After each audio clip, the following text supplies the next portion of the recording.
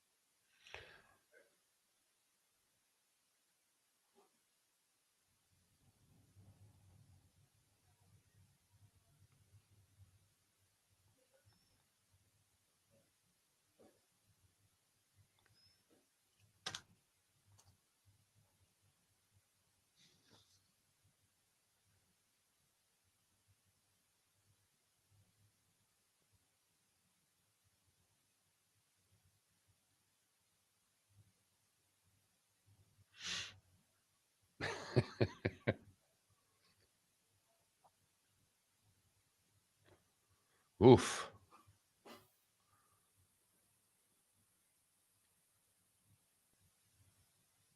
A little snarky this morning in the chat room. I like that.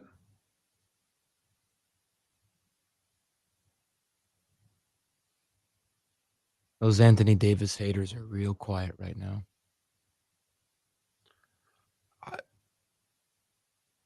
Sorry, I'm just thinking out loud. He's playing out of his mind. That's terrific. They lost, right? Yeah. He made history, though. For losing? No, for a single game performance. He scored over 100? No, he had 35, 25, and 5. What's significant about that? That he's the only player to ever have 35 points, 20 rebounds, 5 steals, and 5 blocks in a game where recorded blocks and steals. My God, we should stop the world. I know. 5 blocks and 5 steals, huh? It's insane, right? Felipe, new rule. Like the Dan Patrick Show, if you want to talk on air, you've got to raise your hand. Unless spoken to, if you want to just jump out, I need one of these. And I'll go to you.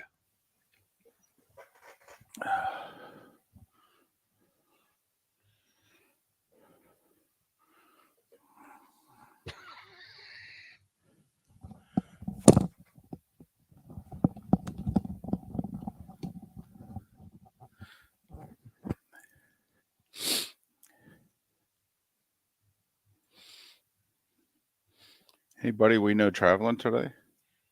I don't know. Yeah, I don't know anybody traveling today either. It's not ideal.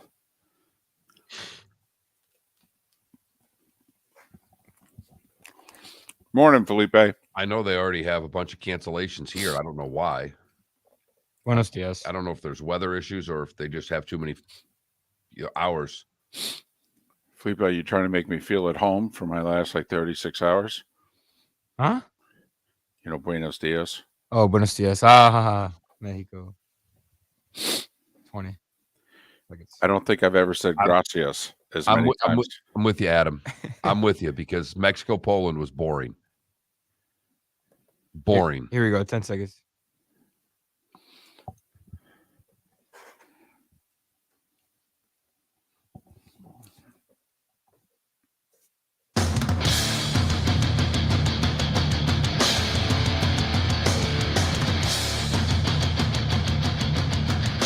You are listening to Miller and Moulton, exclusively on the Florida Sports Network. And now, here's Mark Miller and David Moulton. Top of the morning to you on this day before Thanksgiving, when we wonder, how the heck are you? Miller and Moulton here on the Florida Sports Network, floridasportsnetwork.com. Thanks so much for being with us. Hope your week's going well. Hope you're not traveling today. I know some of you are. Just be patient. It's always a fun travel day the day before Thanksgiving. You're not traveling today, are you? Oh, no. Everybody's coming to us. Everybody's coming to us. That's how that Florida thing works, huh? Oh, yeah. They're all coming in. Biggest bar night of the year. This is a great, in another life when I was a younger man, this was the night. This was go night. Everybody's home for the right. Thanksgiving when you're at college age or in your 20s. The Wednesday before Thanksgiving is the biggest bar night out there. Right. Everybody gets back into town and they see their family for an hour and they go, listen, I love you. Can't wait till tomorrow. I'm going out to see my friends. Absolutely. Absolutely. And poor Felipe has to work here bright and early tomorrow, and he can't have that big Miami go night unless he goes home, goes out all night, and just drives right into work, which there's always that possibility. There are certain things in which he is very forceful about, and they don't have anything to do with him. Okay?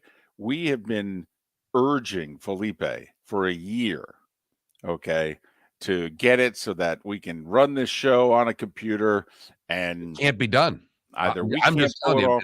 It's Westwood 1. Trust me, we've tried. Felipe. They're on a lot of 20-year-olds, 22-year-olds in the area who would wake up at the time that I do also. There's no doubt. There's no doubt. That's why we allow you twice a week to fall asleep during the show. I mean, trust me, we understand the perks that come with this job. And by perks, we mean none. So, oh no, we get it. We get it. But big bar night tonight. This was the night that when I was in college, we would start in East Lansing and meet at about 2:30 and work our way back to Saginaw. It was a normal 45-minute to an hour drive that would take, 4 or 5 hours. Oh, so that's how you do it. Like a train stop is how you do it. We'd hit every watering hole between East Lansing and Saginaw on the way home. Nice. And then make it to our stomping grounds in the Gnaw that we used to dub the biggest pub night of the year. And it turns out we were right. It's the biggest bar night of the year. So it'll be crazy tonight for all the young folks that are coming in. They're going to all say hi to you. Your kids are going to come home. Like David said, they'll give you a hug. They'll give you a kiss. And then they'll probably ask you for $20 and walk out the door. Right. I remember, how many a movie kind of debuts on Christmas Day? And at first I always thought, well, that's ridiculous. Why would you debut a movie on Christmas? Who the heck's going to go see a movie on Christmas? Yeah, Thanksgiving's kind of that way too. You just have to work in a nap. You spend time with family, you have a nice big meal, there's a little bit of football involved. And then if you're at a certain age, you're kind of looking around and you're like, listen, when this Cowboys game ends, you want to go out? Where can we go? What can we do? You want to go to movies? That sort of thing. You're like, listen, I've had a lot of family. I just spent more time with my family than I have in the last, since the 4th of July. Can we go out and do something? I will literally have family members in my house that I haven't seen for, I think, 3 years. No, really? Yeah. Pre-pandemic? Oh, definitely pre-pandemic. Wow. That's sad. Okay. No, I don't see them that much, and I threw the invitation out there. My mother said my cousin's going to be in town. And I said, well, I'll invite her and see if she's going to come for Thanksgiving. And when sending the text Right. that I sent, I expected the answer to be, that is Nah. so very nice of you, but we already have plans. And the response was, that sounds perfect. Thank you so much. I just made reservations. I'll cancel. Your place sounds way more fun. Wasn't expecting that. But you're okay with it, though. I'm super excited. No, I mean, I love my cousin. I haven't seen her in a long, long time. She's going to have her husband there, who's a great guy, her daughters, her grandson. So no, I'm ecstatic about it. I mean, you know me, I love to cook and I love to entertain. So this is the more the merrier for me. I invited someone yesterday. I invited my pool guy's wife. Just because the wife? he's a fireman. Well, this is a side gig. He does pools, and he's a former hockey player that I've known for many years. And I said, so what are you doing for Thanksgiving? He goes, I'm working. He's a fireman. And I said, and the daughter's not coming home. The son plays junior hockey way away from home. And I'm like, so your wife's going to be alone? I go, does she want to come over? He goes, no, she's got, you know me. If you were in town, you'd be here. Instead of ordering out for Thanksgiving. Right. I was going to say, most of you have a night and a day of cooking tomorrow. We've cooked. I mean, between honey baked ham and Publix, I mean, our meal is done, baby. Done. We might have to microwave a few things. I mean, that's it. Okay. Great lead in. You've now been in the new place for a few weeks. Right. Has the oven been turned on? Not sure it works. And I'm not being, witty there. We're not sure it works. This is a 40-year-old condo, and we bought it from a very elderly person, and she hadn't repaired a few things. Okay, so this in many ways is a fixer-upper. And Mark, when you think handyman and you think fixer-upper, who's the first 1.8 million people you think of besides me? Everyone. In fact, we just hit 8 billion as a world population. There's 7.5 billion people I'd contact before I'd even think about asking you to fix it. Anything. Exactly. So I'm not sure it works. All right. And I know the microwave works most of the time. Most of the time, the front console's really worn down. Every now and then, it's kind of like a couple keys on my laptop that stick. It's kind of the same with the microwave. It's kind of like a time in. Come on, time in. Funny, the sticking buttons, I think that sometimes happens when the college coaches and the AP voters vote. That stuck on 5. Wait, I can't change my vote. I'd like to change my vote. I can't change my vote. Good night for UCF, though. Great night. Good night for UCF. They're still away by ranking that I think they can miss it. They can miss out on a tiebreaker if they win, but it's convoluted. They had a good night. Okay, right now, if I'm UCF, I feel better than 50-50. Maybe 70-30 or better, that if we beat South Florida, we're going to be in the conference championship game. Bad news for South Florida, who's tried to play a few competitive games, because now UCF knows not only do they have to win, but they should goat rodeo to make sure. I mean, they really and truly, the bonus points are worth it in this game for UCF. Leave no doubt. Right. The concern, it's convoluted, but Tulane's ranked, one spot ahead of them? And Cincinnati's 2 spots behind them. Tulane and Cincinnati play this week. All right. Cincinnati's expected to win because they've got like a 37-game home winning streak. And if they win, and UCF wins, will UCF be ahead of Tulane. And, if they are, then they'll be playing Cincinnati in the conference championship game. But a good night for UCF. And another good night for the SEC, as both LSU and Alabama remain ahead of, a couple of schools that think they should be ahead of them. And I think will be one day. I think the committee's just trying to set up some drama. That's all, some drama. It's a TV show after all. This is a game show. This really is. And by the end of the week, will Ken Jennings be defeated? I mean, that's basically what the committee is doing here. By the very end on Friday, will Ken Jennings either miss the question or will somebody else answer the question and leapfrog him? I know we don't watch it, so I shouldn't even make a reference, but I hate you disparaging a show like Jeopardy where it's factual, where it's actually you have to have the right answer, where it certainly appears that the playoff committee doesn't care whether or not the answer is right or wrong. This is more like The Bachelor or The Bachelorette or whatever one of those shows are that you watch, because I don't watch any of them. But it reminds me of where we're all set up that they're going to pick David Moulton. And they've done all the promos saying that David Moulton's going to be the guy. And at the end, they end up picking Mark Miller. This is Alabama being 7, so ridiculous. And now people are slowly going, there's a way for Alabama to make the playoff. And I am looking at this and going, yeah, I can tell you right now, Alabama's not going to make the playoff. And I don't care what happens. Honestly, come up with I don't care if TCU loses, Clemson loses, Georgia beats LSU, USC loses. I don't care. I don't care. This reminds me of 2007. 2007, LSU was 7th. 7th going into the conference championship weekend. 7th. There were 2 things that happened ahead of them. You would think it's difficult. Remember, we go 2 teams get in. 2. And you would think how many things would have to happen against LSU for LSU to move up from 7 to 2? You would think it'd have to be more than 2, right? 2 things happened.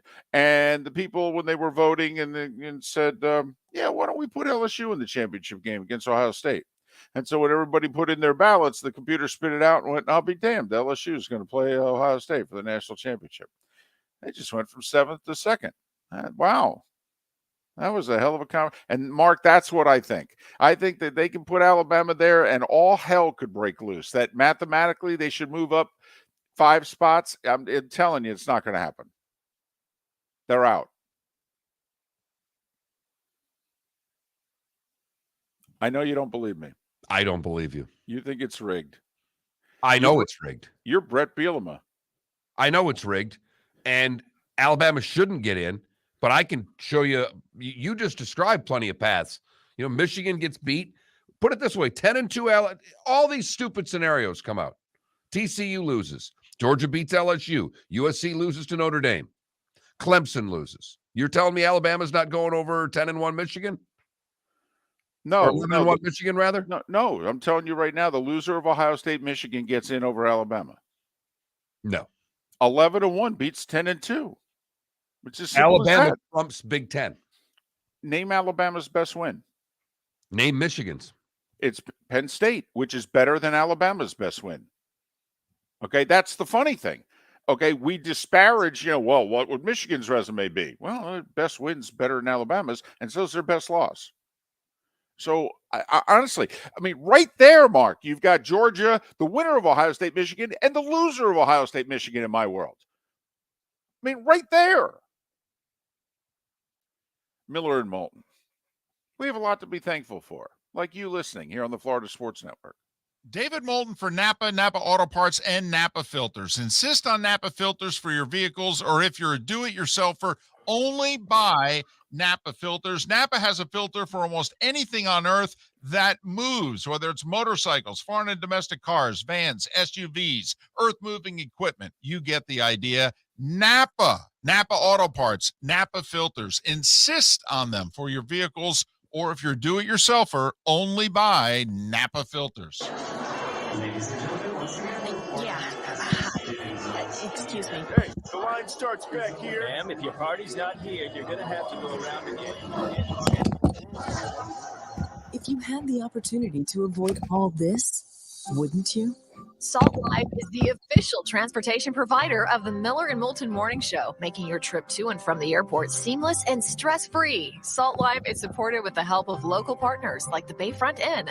Gather your family and friends and enjoy a leisurely day on the water with a pontoon or deck boat. If you prefer to explore the waterways without a motor, the Bayfront has canoes, standboards, and kayaks. At the end of your journey, enjoy lunch or dinner at the Bamboo Tropical Bar and Grill. The Bayfront Inn, something for everyone on 5th Avenue in downtown Naples. BayfrontInNaples.com. When you need a ride, book with Salt Life Transportation, 308-8686. or book on saltlifetransportation.com.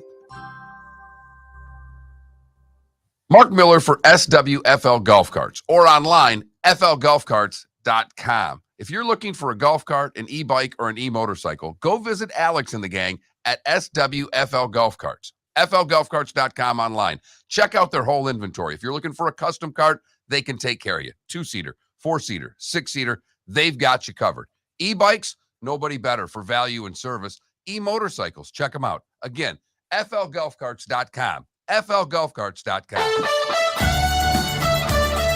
You were listening to Miller and Moulton on the Florida Sports Network.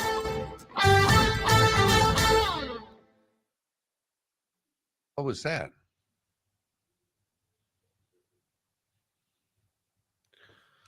Paul, it's the age-old question, and is turkey that great?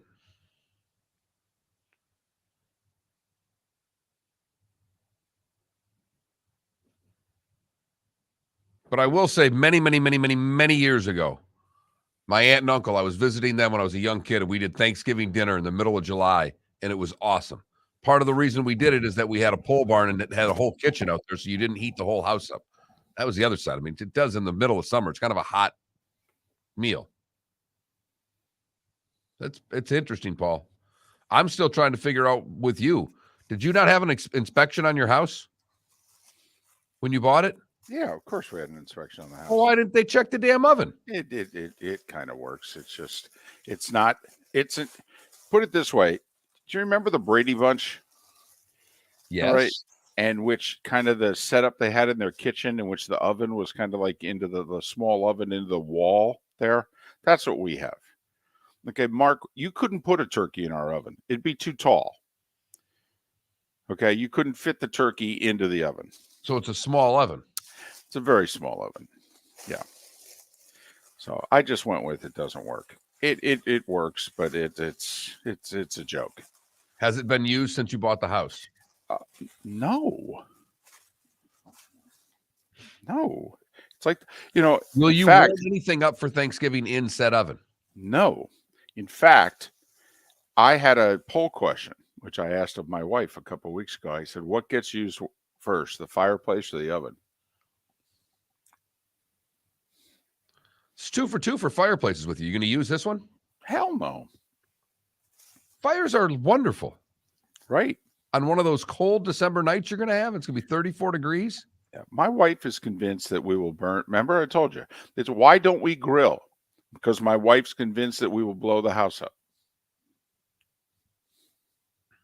What we do is that we always burn our Christmas tree after Christmas. In the fireplace? Yeah, we have a fire and then we just break pieces. Yeah. I like it. Uh-oh. Got a player on a stretcher. Will he ever play again? 58th minute, should be back out in 2.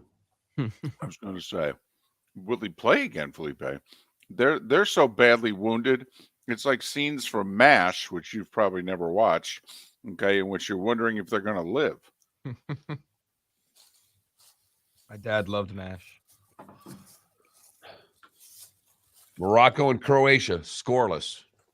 Apparently, that's the rule that just got passed in the World Cup, right? No goals? Ever since Saudi Arabia scored to beat Argentina, how many goals have been scored since? 5. Oh, yeah, France, Australia. France lit up Australia.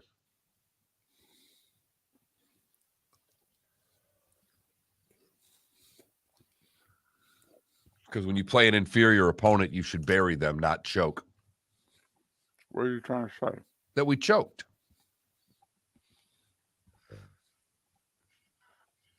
No.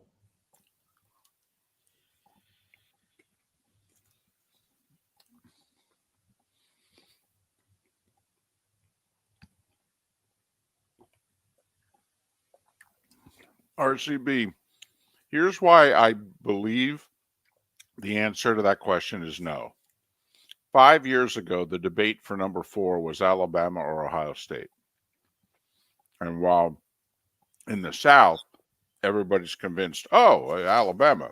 Trust me, nationally, ratings-wise, you take Ohio State.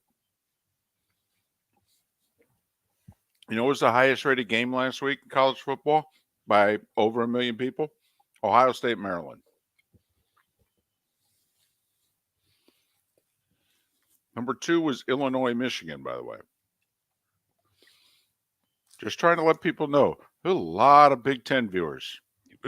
From coast to coast, and no one right. seems to understand that. Yep.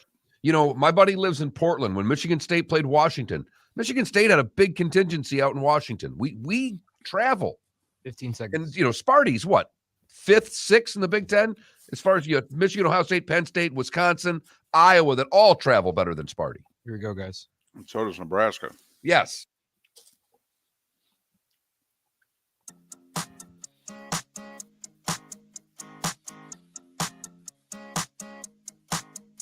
You're listening to Miller and Moulton, exclusively on the Florida Sports Network.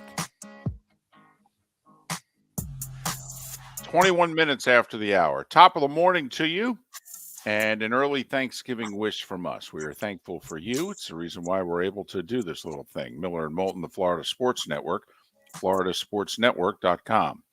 Safe travels. If you're traveling, be patient. Today is usually not a fun travel day. Necessary, but not fun.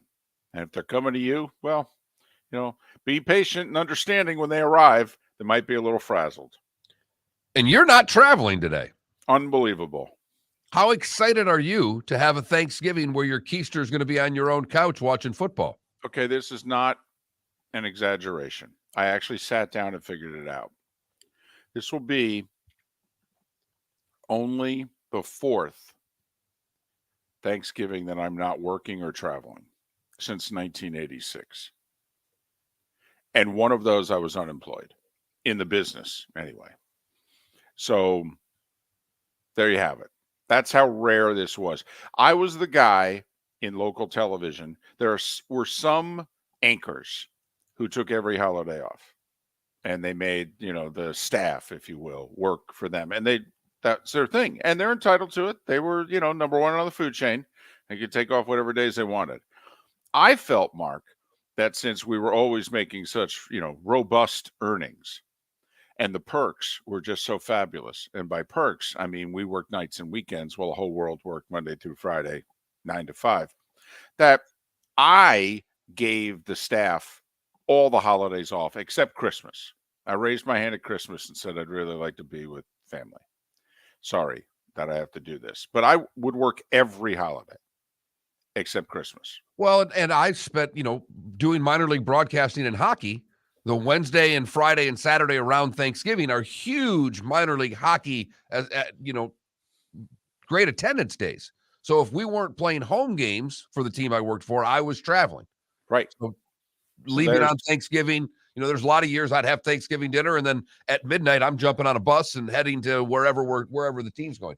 So I mean, not nearly at your level, but I was, you know, it was funny when the guy who cleans our pool is a former hockey player, and I was talking to him, and he said he's working Thanksgiving, and I'm like, well, that's not unusual. I mean, it's not anything you're not used to with what going from hockey player to fireman. It's just another holiday that you're working. When we first started the SEC on CBS, because I was fortunate enough that Gary Danielson brought me aboard his first year, so that was 2006. Mark, I think it was 2007. We did Friday and Saturday, because CBS always has a game Friday and Saturday. And for whatever reason, we did both games. And the Friday game was Arkansas at number 1 LSU. Turned out to be Houston Nutt's last game as Arkansas coach. He won it in triple overtime and took the Ole Miss job. Didn't even coach the bowl game. Boom, I'm out of here. And now we're wondering 15 years later if Lane Kiffin's going to do something like that. Win the game right around Thanksgiving. In his case, it is Thanksgiving. And then I'm out of here. We'll get to that in a bit. But that was when, by the way, I was introduced to Turducken. And Les Miles actually showed up at our little CBS soiree for a half an hour. All right. Just I went into the office and we were nearby, and then he just stopped in, said hi, that sort of deal. Shot the you-know-what. Said, well, I mean, anytime Les had an opportunity to say hi to Tracy, he was going to take totally. That's when I knew the two Michiganders right there, that Yep. there was a little something. Yep. You know, they There's just did no it off. doubt. Yep. So, and that's when I was thinking, wow, I have to admit, if I got to work Thanksgiving, turducken, okay, and really head coaches pop in on our little Thanksgiving soiree here, huh? All right, I'm in. I'll work. But Mark, I'm just happy I'm home on Christmas Day till like 1:30. I mean, that's like, oh my goodness. That might as well be the whole day off for me.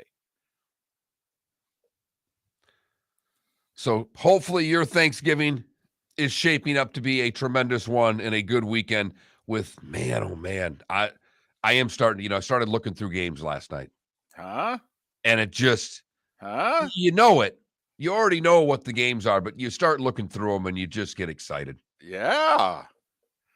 First off, tomorrow's a really good little football day. Thank you very much. See, I'm into the Egg Bowl because I know how much they dislike each other. And I'm not just talking Lane and Leach. No.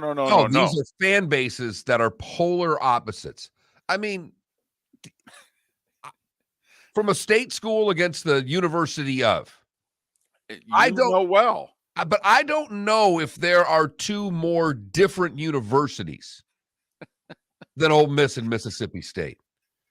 You got one that has fine china. Correct. During tailgates, and you got another one that can't have more cowbell. Exactly. Yep. One resides in Oxford, and the other resides in Starkville. And they're an hour apart. And they could not be any more different. So I'm with you too. The Egg Bowl is fantastic.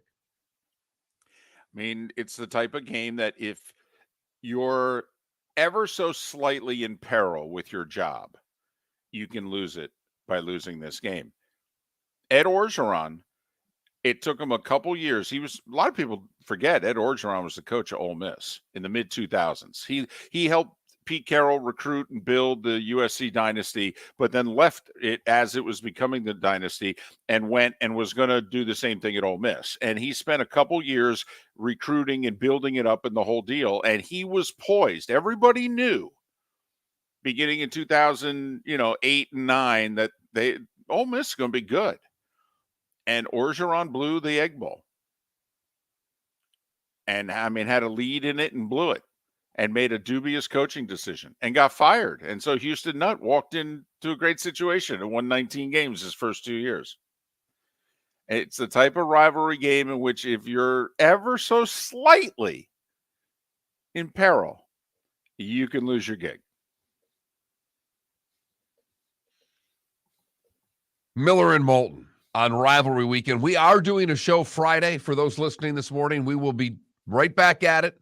Just one day off and doing our Friday show, which we'll get into all the rivalry games then. We have got a terrific show lined up for you today. Lee Sterling will join us, Bud Elliott, Matt Cannata from Pro Football Network, Seth Everett, and Dr. Roto taking your fantasy football questions, all lined up today as we jammed in Thursday guest on Wednesday. Wait, that's all in one show? I think I got that right. Man. I wrote it down and everything. I didn't even rely on the text. Yeah, that's right. That's 3 days worth of guests there. We're kind of jamming in. I hope we've left a few people for Friday. Man. Well, we'll just deal with one thing at a time. Maybe we'll go a little crazy on the appetizer. Won't have as much room left for the entree as, the end of the week. You've got to be easy on appetizers with Thanksgiving, though.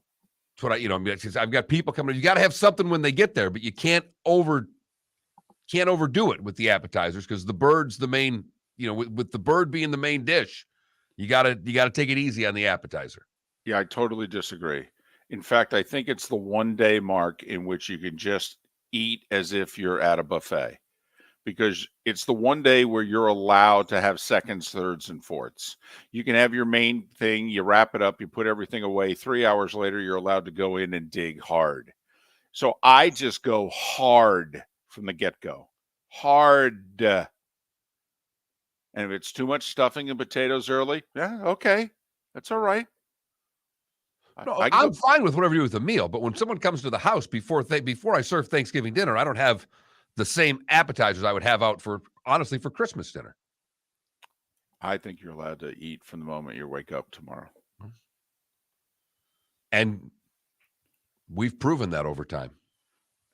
Yes. In fact, can't wait to get to commercial break so I could eat some more. I was going to say, what's the difference between today and tomorrow for you as you have been? I was going to say, got a little turkey and provolone sandwich here that I can't wait to get to. We're going to break soon? Miller and Moulton, the starting five, is right after David has his sandwich on the Florida Sports Network. Golfers, are you bored of the same old driving range warm-up routine that's not getting you the results that you want on the course? Power up your golf swing by adding resistance bands to your range sessions with the Orange Whip Golf's Power Strap Kit. Featuring band attachments to your feet and hips, Power Strap resistance training will boost club head speed, increase power, improve flexibility, all with just a few swings. Buy a Power Strap Kit today. Go to orangewhipgolf.com and use code Miller10 to receive an additional 10% off the already great price of $119. Miller and Moulton here for the Clutch Vodka Play of the Day. Mark, remember Nick Charles, Fred Hickman, the CNN Play of the Day? Yeah, CNN did a nightly sports show. That was a while ago. Yes, it was. Just work with me. Everyone liked the pod, the Play of the Day. So how about we have the Clutch Vodka Play of the Day? Sounds good. Fun. Smooth. Like Clutch Vodka. Listen weekday mornings for the Clutch Vodka Play of the Day. That's Clutch with a K. Mark Miller for SWFL Golf Carts or online, flgolfcarts.com. If you're looking for a golf cart, an e-bike, or an e-motorcycle, go visit Alex and the gang at SWFL Golf Carts. flgolfcarts.com online. Check out their whole inventory. If you're looking for a custom cart, they can take care of you. 2-seater, 4-seater, 6-seater, they've got you covered.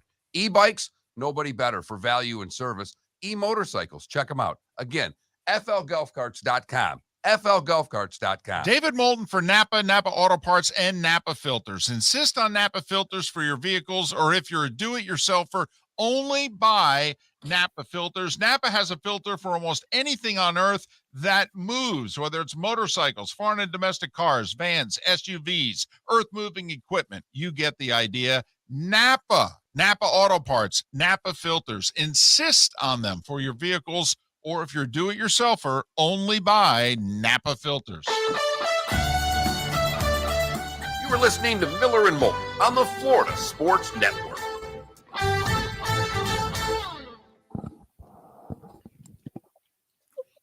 Yes, Johnny Mac, my styrofoam. Not styrofoam, hate styrofoam plates. Cardboard plate. Yes. Well, load up the middle of the plate. Absolutely. Johnny, I don't understand your however not in our lifetime. I don't know what it is. I have no idea what you're talking about either. Yeah.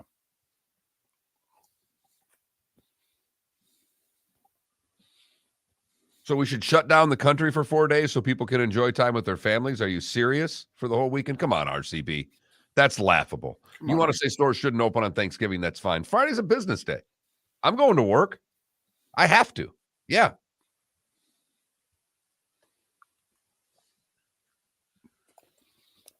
RCB also, most people don't like their families enough to spend more than 6 hours with them. Yes, can't ever leave. We're doing a show.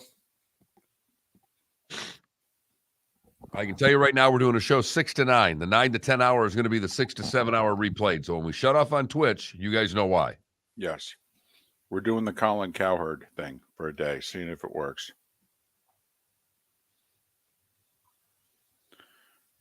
Well, Brady has, he's still got his mom, his dad, and his brothers and sisters. Or his sisters. I don't know if he has a brother.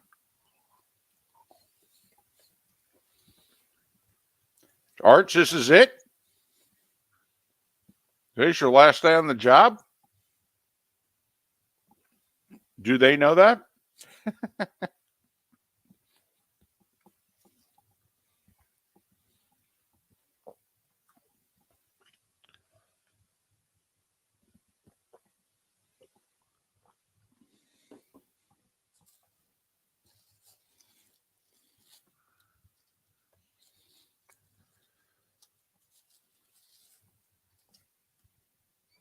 I will say it's nice to have that 4-day weekend It's nice, isn't it? Good for you, Arch.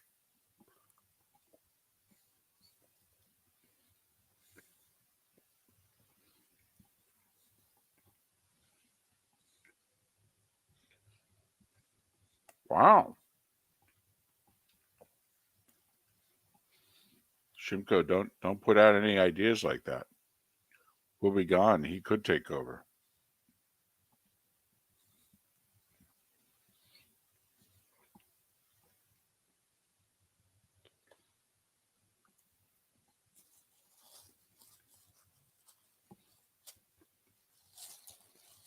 Man, local TV for 40 years. I did 20. That was hard.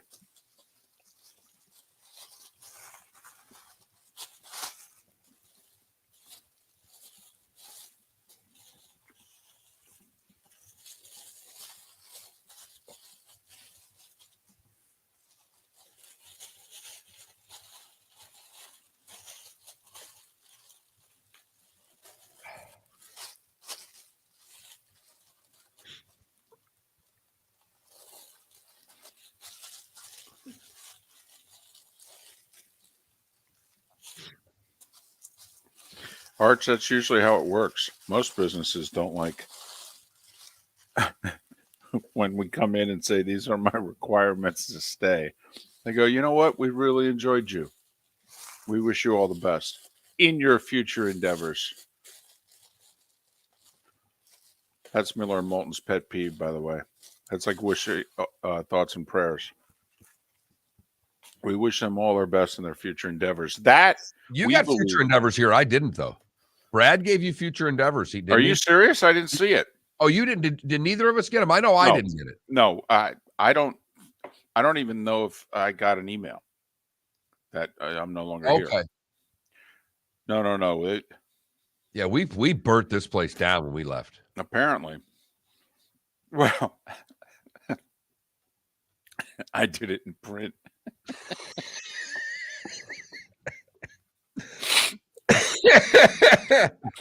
I still want to get, I've had some of those articles over the years sent to me where you spend the money. That's the one I want. I want the dead air.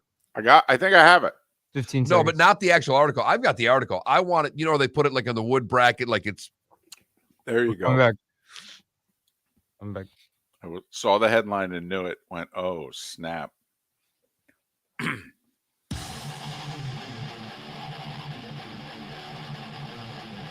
You're listening to Miller and Moulton, exclusively on the Florida Sports Network. It is 22 minutes before the hour. Top of the morning to you. Miller and Moulton, Florida Sports Network, floridasportsnetwork.com. Thanks so much for being with us. We are very thankful for you. Mark and I feel as if we are stealing every day to be able to get to do this for a living. And so we're very grateful to you because without you, we actually have to work. And that's scary. Yeah. I mean, it seems hard. I've done it before. I don't Right. want to do it again.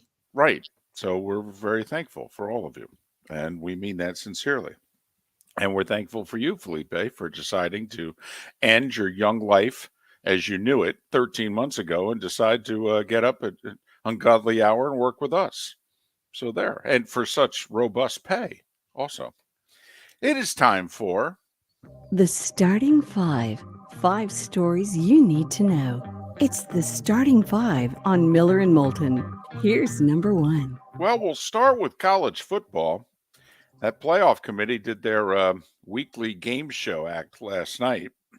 And top 4 remains the same, as you would expect. Georgia, Ohio State, Michigan, TCU. And of course, Ohio State, Michigan play one another on Saturday. So you figure something has to change, right? But with Tennessee losing at 5, the question became, okay, who's going to be on the doorstep? And they decided LSU. They had that big win at home against, what was it, UAB last week? Yes. And apparently that still keeps them with 2 losses ahead of USC, who actually beat their crosstown rival, who was ranked in the top 15, UCLA. Kept them ahead of the 1-loss USC. We finished the show and you asked me pretty point blank. Where's USC? And I said, they're going to be 6. And I drove home. I continued that segment, the whole drive home, arguing with myself because there's no way that I was going to be right. You were right. You were right. 7 through 10, also a little interesting. Bama ahead of Clemson, 7 and 8. Now, I feel that the committee could do that after this weekend's games too, if Clemson beats South Carolina, because then Bama is done. But Clemson gets to play another game, and if they win it, they could easily just be moved to one spot ahead of Alabama. So I will continue to say I believe Clemson is very, very, very alive for the playoff. Very alive. In fact, Mark, what if it came down to 12-1 ACC champ Clemson, close loser of Ohio State-Michigan game for the final spot? Would that surprise you? Well, then it should be Clemson by their own criteria, because I don't know how you say one's, what's their phrase, whatever better than the other team. When they're close, the conference champ is supposed to win the argument. 12-1 conference champ against 11-1 non-conference champ. You would think, just on paper, right? Now, obviously, a few things have to happen there, and that means USC gets beat in their last 2 and Georgia beats LSU. But it would not shock me if that's what this argument ends up being for the final playoff spot. Oregon 9, Tennessee 10, Penn State 11, K-State 12. Just do that. Just keep your eyes on K-State. For those of you that want TCU out of the way, K-State's your team. They got to get in the title game, which I think they will, and then they are dangerous right now. K-State and Florida State, probably the 2 pretty dangerous teams right now that are out there that have messed up enough that, they're not going to get to play for what they want to. Notre Dame 15, Florida State 16, UCF 22. And that ranking may be enough to put UCF in the AAC championship game. It's a convoluted tiebreaker that they have. UCF wins all the head-to-head tiebreakers. The loser of Tulane, Cincinnati. Well, they beat them both. So UCF's great in a head-to-head. The problem for UCF is it could be a 3-way tie for second. Loser of Tulane, Cincinnati, UCF, and if Houston beats Tulsa, which they're favored to do, you have a 3-way tie for second. How do you break the tie? Since all 3 teams didn't play each other, it actually goes down to consensus ranking. But the committee keeping UCF in the top 25 is going to help UCF greatly. Most people believe now if UCF beats South Florida, they will win the consensus ranking and they will be in the championship game. All right, we had Maction last night. Miami, Ohio edged Ball State 18-17, and Ohio whooped up on Bowling Green 38-14. No Maction tonight. People get to enjoy the Thanksgiving holiday. In fact, I think they play again Saturday. Virginia Tech canceled their game for this weekend in the wake of that tragic shooting some 10 days ago. Virginia is just not up to it. And can you blame them? Nope. I was hoping they'd play the game. I just thought a little healing maybe, but I'm not surprised. And like you and I said, hope it's the kids' decision, not the administration's decision.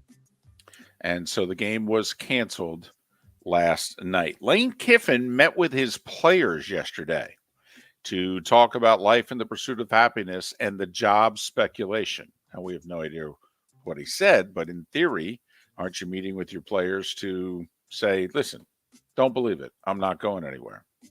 So either Lane's not going anywhere or Lane is setting himself up to be an all-time, this is, Tommy Amaker leaving Seton Hall. This is, the fill in the blank on the coaches. This would trump, honestly, this would trump a lot of coaches. I mean, hold the team meeting.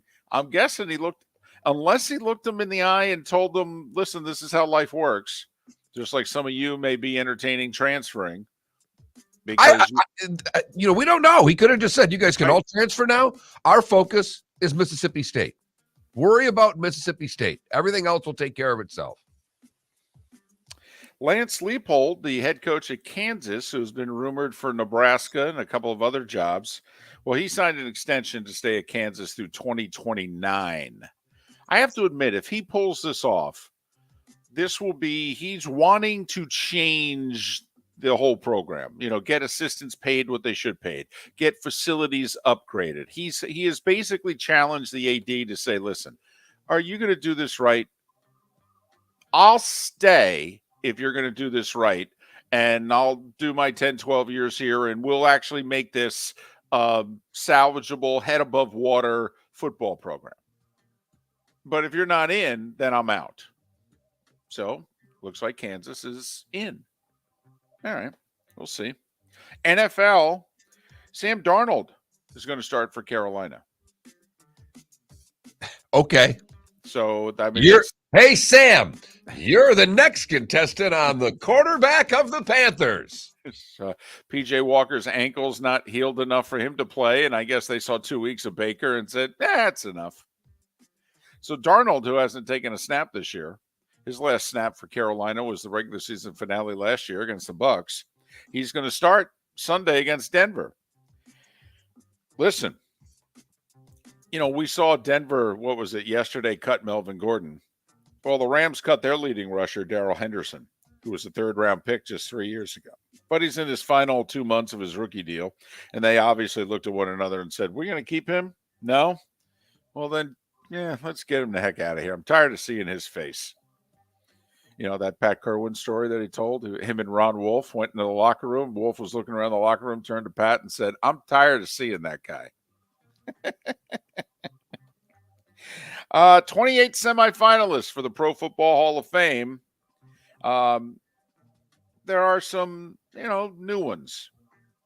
Darrelle Revis, Hall of Famer, yes or no? Yes. Joe Thomas. Yes. Dwight Freeney. Yes. James Harrison. Most likely. And Jari Evans, who's an offensive tackle, and my guess is that if he's going to make it, it's going to be a long time coming.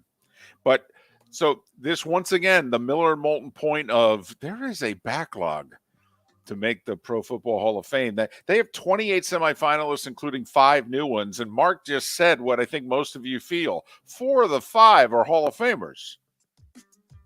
Well, they only elect 5 a year. So Henry Elliott and London Fletcher are also semifinalists. Elliott for the first time. These guys are going to end up being in a Veterans Committee vote down the road. I will say when Henry Elliott retired, he retired like 7th all-time in catches. When you're playing a sport and when you retire, you're in the top 10 of the category at your position. Aren't you normally a Hall of Famer? Yes. So that is, and I think Henry Elliott will be seriously talked about down the road by veterans committees because of it. What do we got going on here? Well, college hoops. Creighton beat Arkansas in a battle of top 10 teams in a good one, 90-87. FGCU beat Drexel. They're in the finals of the Gulf Coast Showcase. South Florida won a basketball game, huh? Hey, how about that? Their first of the year. They beat St. Joe's 75-62. Also, the NCAA announced future Final Fours yesterday. On the men's side, Detroit in 27. Vegas in 28. How about that? Indy in 29 and Dallas in 2030. By the way, Tampa passed over as the site for the women's Final Four at the end of this decade. Actually, that's a mistake. Tampa's been a great host site for the women's Final Four and the Frozen Four. Been a great host site. You and I have been advocating that Tampa is the permanent site for the Frozen Four for a long time because they move it all over the country, and if they don't get someone close to the host city, it's a dud. Whereas when it's in Tampa, it doesn't matter who makes it to the Frozen Four. It does great. It's like Omaha for the College World Series. People just go to Omaha whether their team makes it or not. Okay. The couple times they've had it in Tampa, fans are just like, well, hell, we'll go for the weekend. And if BU makes it, that's even better. So on the women's side, South Florida, Miami, and UCF all victorious in hoops last night. NBA. No Embiid, no Harden, and the Sixers still beat the Nets 115-106. Ben Simmons is slowly becoming a player again. 11 points, 7 rebounds, 11 assists. They're bringing him off the bench, and it really seems to be an effective role. Just saying. The Sacramento Kings have won 7 in a row. They beat Memphis 113-109 in Memphis. Light the beam, David. Light the beam. Detroit snapped the 7-game losing streak. In Denver, they beat the Nuggets 110-108. Phoenix beat the Lakers by 10, 115-105. 2 games in the NHL last night. Buffalo 7-2 over Montreal, and the Rangers with 2 in the third to beat the Kings 5-3. World Cup, it happened during our show yesterday. The shocker to end all shockers. Saudi Arabia beat Argentina 2-1. It's a national holiday today in Saudi Arabia. Of course, you can't drink. But anyway, France beat Australia 4-1. Mexico, Poland, Denmark, Tunisia, they each had scoreless draws. In progress right now, we got Morocco and Croatia. You got a score? Yes, another scoreless draw going on as they are in stoppage time in the 93rd minute. Boy, this World Cup, it's off to an amazing start. By the way, Germany, Spain, and Canada all in action later today. The Glazers are apparently going to sell Man U. I say $7 billion, by the way. And speaking of Man U, they and Ronaldo agreed to go their separate ways. Ronaldo went to the press, gave a blistering interview. The coach sucks. I've been mistreated here. They lied to me, the whole deal. So they said, fine, you want out? You can leave. He said, oh, that's great. So there you go. And that was the Starting 5 every weekday morning at this time on Miller and Moulton.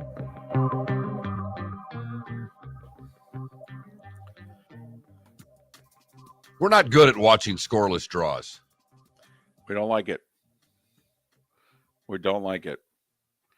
We can tolerate it in hockey because you can have 80 shots on goal and have a scoreless draw. There's at least, there's a lot of continuous action.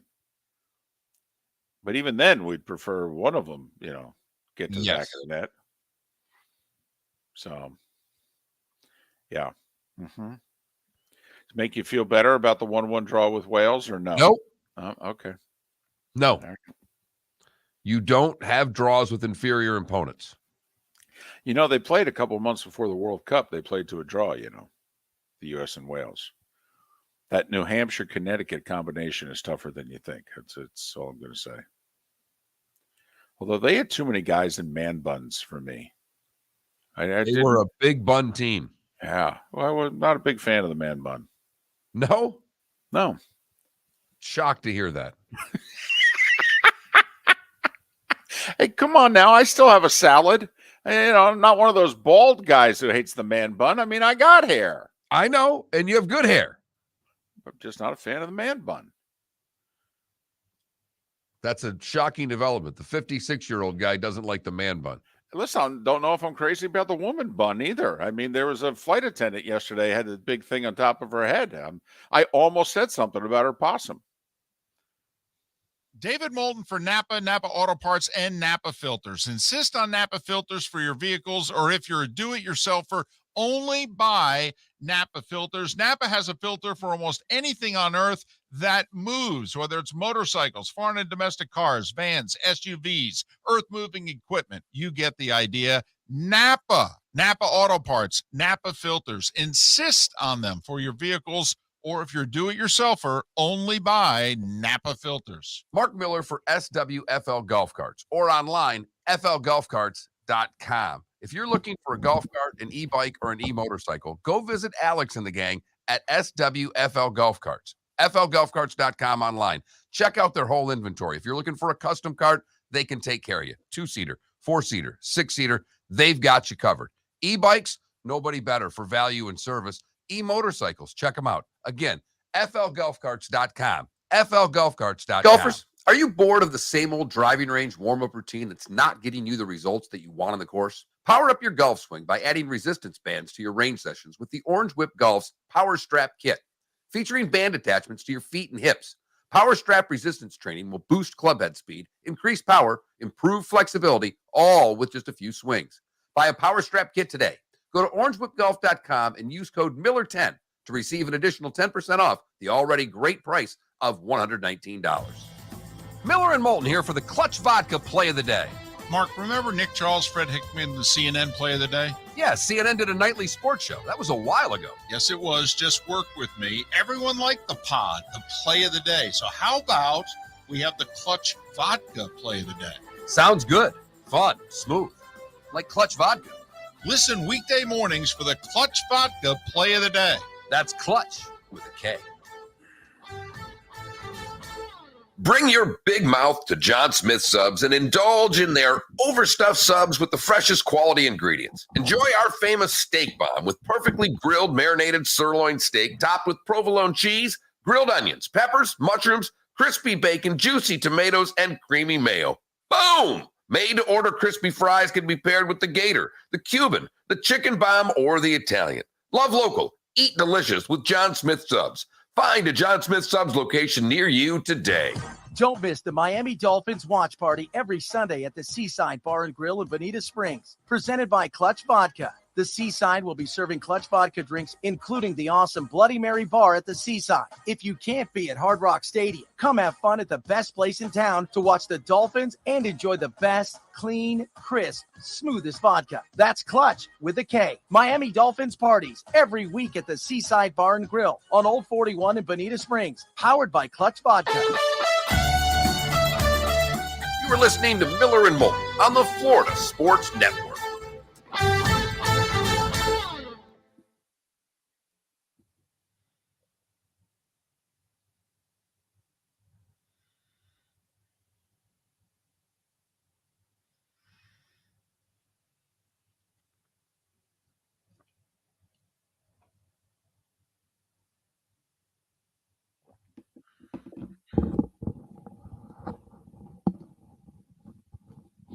We should probably do Play of the Day at about 7:10. Because All right, otherwise, what do you got, Felipe? Really slow night. Like a clutch Tobias Harris 3 that put him up 8 down the stretch. how about the Saudi Arabian goal? Or is that too far removed? Oh, that was yesterday. Do Uh, you want to go Creighton, Arkansas bucket? Do you want to go? I got the Creighton, Arkansas bucket too. Go with that. Okay. Unless you can find a Saudi Arabia second. Yeah, if you can find the second Saudi Arabian goal, either that or the final call. Even. Oh, like the game ending? Yeah. Okay. And that's it. It's over. You know. Saudi Arabia. Well, I guess they're talking about it in soccer circles, like the U.S.'s 1950 win over England and this one.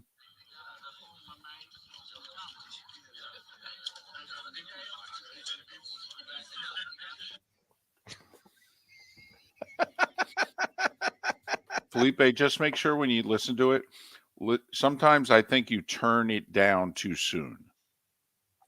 Okay. Just listen to it for about 15 or so seconds after, and sometimes I think it's worthy of staying with it a little longer. And if not, Mark will turn to you and just ask you to turn it down.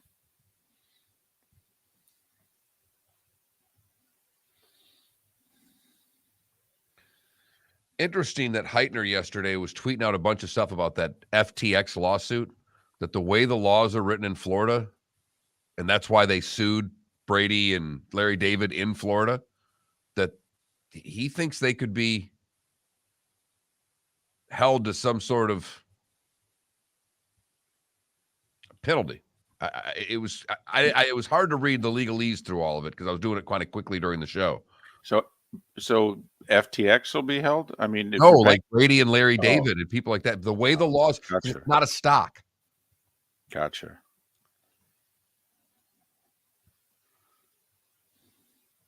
It's very interesting.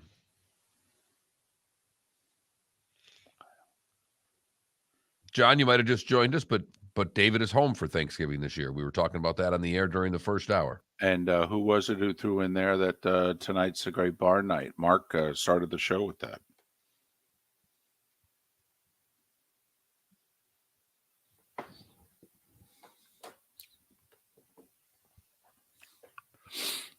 Yeah, CBS Klecko is thrilled that LSU's 5.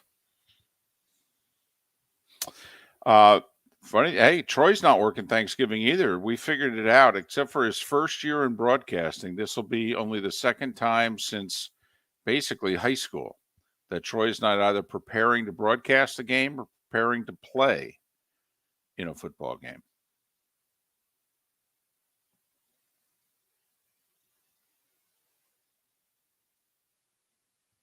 Ten seconds.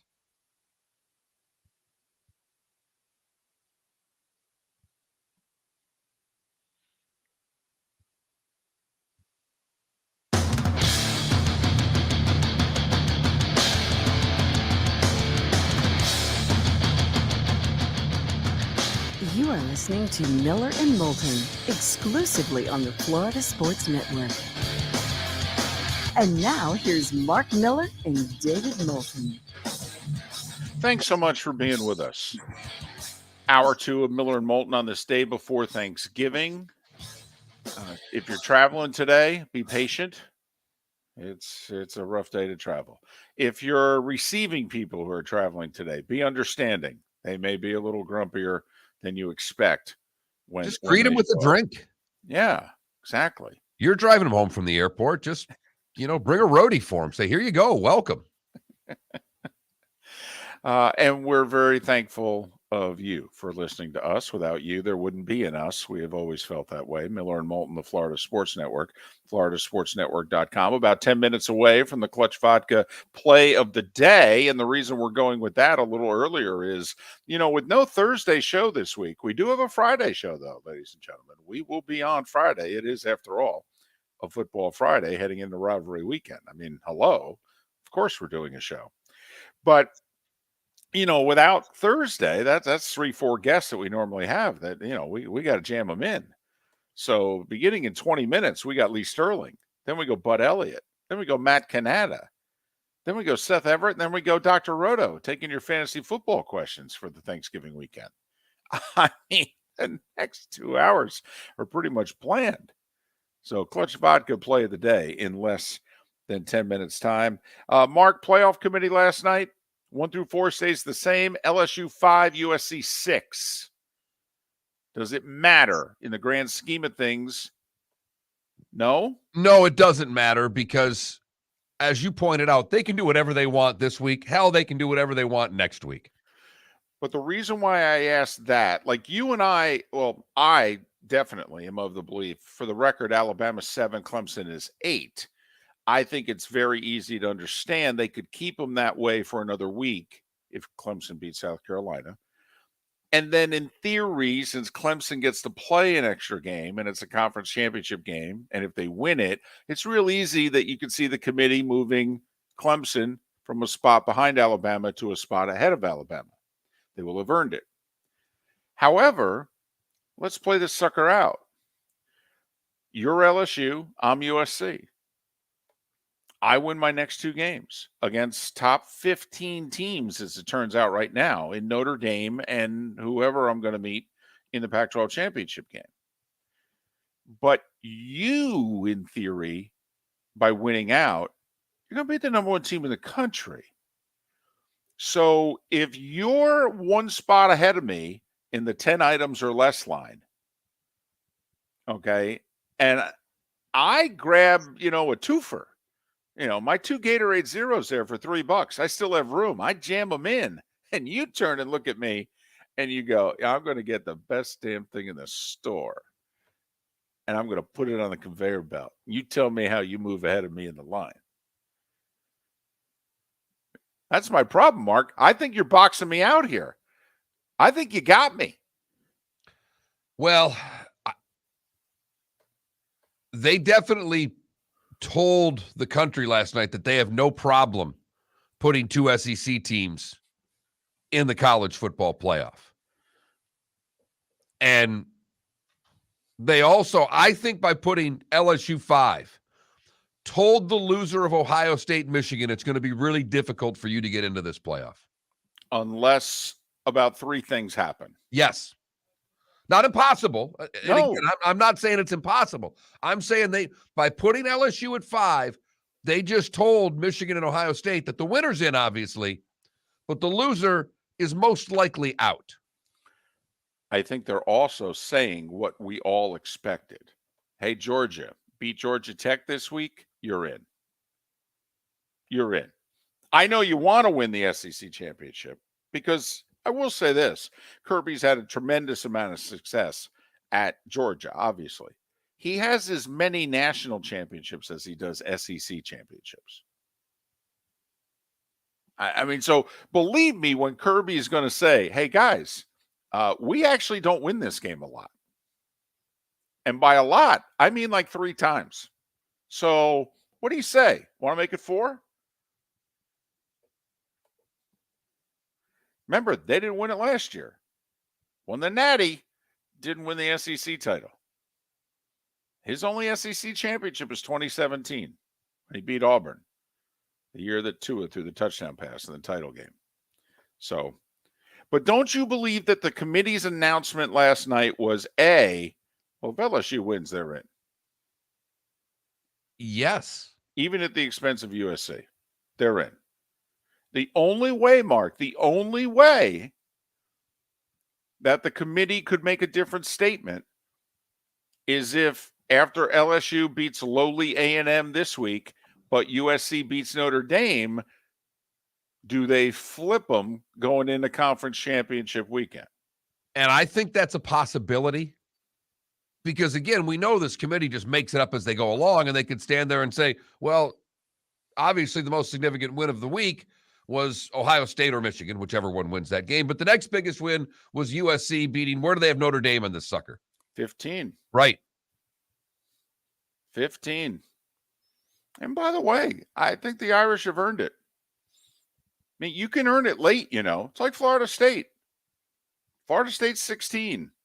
I'd argue right now there aren't 15 teams better than Florida State.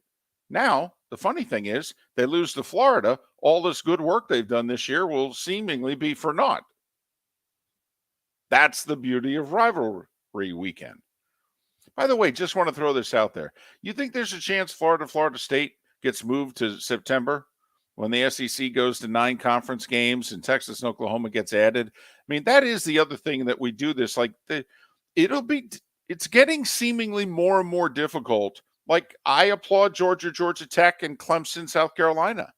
They're still able to keep it this weekend. But I'm wondering going forward, Mark, if the SEC schools are going to be able to finish their regular season with their ACC rival. Because think about it, that's jamming in 9 conference games, and then you play your rival. I have to admit, it's a meaty schedule for the fan. I hope they do. I don't know. I mean, I think you just punched Florida State and Florida fans in the gut with that comment. And I understand it. And I mean, please. No, I know you don't want it. You just throwing it out there. But it is something that I think down the road, you know, like Kirby is obviously pounding the table to move the cocktail party from Jacksonville. Well, what if the SEC schools kind of look around and say, listen, we're trying, the most important thing for us is to get to the SEC championship game. It's to win an SEC championship. It's not to beat so-and-so. I'd rather just get that game out of the way. I mean, why don't we play that game the second, third week of September? It's a really big deal for South Carolina. It's a really big deal for Florida. It's not as big of a deal for the Dogs anymore. They don't even look at Tech seriously. So that's all I'm wondering. Because think about how difficult it would be in the other conferences. Like, we've applauded the other conferences. They're playing 9 conference championship games. That's why, by the way, I think USC should get some credit. USC is done with their conference games. They went 8-1, and now they got to play the Irish. And they've always done this. When they host the game. But remember, when the game is played in South Bend, when does it get played? Mid-October. Now, it's easy for Notre Dame to schedule a game whenever the heck they want, but I'm just saying it would be interesting if you pulled the USC people aside and said, forget the difference of where the game's played. When would you rather play Notre Dame? I mean, it is Michigan and Ohio State this week and Michigan and Notre Dame next week, if you know what I mean. Right. If you think about it, it's baffling. Florida gets their act together and gets good again. They go through the SEC schedule, the gauntlet of that. They're preparing for an SEC title game. Oh, by the way, Florida State just put a 10-2. You better beat them first. Right. And that's also why the 90s was so sexy. I mean, Florida and Florida State were doing what they were doing. And then at the end of it, they turned and looked at one another and said, want to play? You know what that was? It was clutch. A lot of clutch games, a lot of clutch moments. And a lot of you probably need to stock up on clutch vodka because you've got family coming to town. Felipe, what do you have today? Not really a clutch play, but more of a clutch moment. I mean, is there a bigger upset in World Cup history than Saudi Arabia over Argentina? That's as high as he can leap. A stunner. One of the biggest upsets in World Cup history. 2-1. Saudi Arabia has defeated heavily favored Argentina. Hear the music in the background. I'd love to go to a World Cup game. The Live Tour.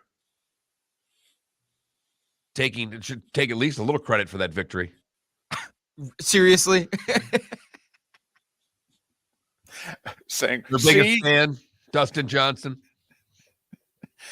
Man, Paulina was partying hard last night. That was just another night that ended in Y. National holiday today in Saudi Arabia. Of course, the joke's on them. You can't drink. No clutch vodka for them, but you can get it at Total Wine. If you're looking for a little clutch vodka, tag all your drinks with Clutch Spirits, hashtag Clutch Spirits, and go to clutchspirits.com for more ideas and great cocktails. I do have a question, since apparently in those countries where they don't let you drink, but they provide alcohol in the hotels because in theory, people from outside the country that are staying there, they're expecting alcohol. I'm just curious, if you live in those countries and something celebratory happens, do you then check into the hotel for 2-3 days and then go back to your house? Because I know I would. Hey, we won! Let's go to the Holiday Inn, baby! No? The Holiday Inn, huh? Yeah, well. I like it. I like it. I mean, the bar bill is going to be tremendous. We got to, spend less on the lodging. Thought you'd enjoy the Holiday Inn reference there. I really did. That's the difference between SEC travel and NFL travel. Inns and suites versus Four Seasons. Exactly. Yep. It's real simple. If the city you're in ends in Ville, okay, it's Inns and Suites. No arguments. You know it well. And so do I from minor league hockey travels to a lot of those Villes. Well, you know it also. We did that Baton Rouge, New Orleans weekend. Okay, the place we stayed in for Alabama LSU, not quite the place we stayed in for Buck Saints. No, the concierge. There wasn't one at the first hotel. There was an excellent one finding us dinner reservations at the second hotel. Miller and Moulton. We will switch gears and talk gambling with Lee Sterling next. Bud Elliott in 25 minutes. Where else but right here? Miller and Moulton on the Florida Sports Network. Ladies and gentlemen, once again. Yeah. Hi. Excuse me. Hey, the line starts back here. Ma'am, if your party's not here, you're going to have to go around again. If you had the opportunity to avoid all this, wouldn't you? Salt Live is the official transportation provider of the Miller and Moulton Morning Show, making your trip to and from the airport seamless and stress-free. Salt Live is supported with the help of local partners like the Bayfront Inn. Gather your family and friends and enjoy a leisurely day on the water with a pontoon or deck boat. If you prefer to explore the waterways without a motor, the Bayfront has canoes, standboards, and kayaks. At the end of your journey, enjoy lunch or dinner at the Bamboo Tropical Bar and Grill. The Bayfront Inn, something for everyone on 5th Avenue in downtown Naples. BayfrontInNaples.com. When you need a ride, book with Salt Life Transportation, 308-8686, or book on saltlifetransportation.com. Miller and Moulton here for the Clutch Vodka Play of the Day. Mark, remember Nick Charles, Fred Hickman, the CNN Play of the Day? Yeah, CNN did a nightly sports show. That was a while ago. Yes, it was. Just work with me. Everyone liked the pod, the Play of the Day. So how about we have the Clutch Vodka Play of the Day? Sounds good. Fun. Smooth. Like Clutch Vodka. Listen weekday mornings for the Clutch Vodka Play of the Day. That's Clutch with a K. Mark Miller for SWFL Golf Carts or online, flgolfcarts.com. If you're looking for a golf cart, an e-bike, or an e-motorcycle, go visit Alex and the gang at SWFL Golf Carts. flgolfcarts.com online. Check out their whole inventory. If you're looking for a custom cart, they can take care of you. 2-seater, 4-seater, 6-seater, they've got you covered. E-bikes, nobody better for value and service. E-motorcycles, check them out. Again, flgolfcarts.com. flgolfcarts.com. You were listening to Miller and Moulton on the Florida Sports Network.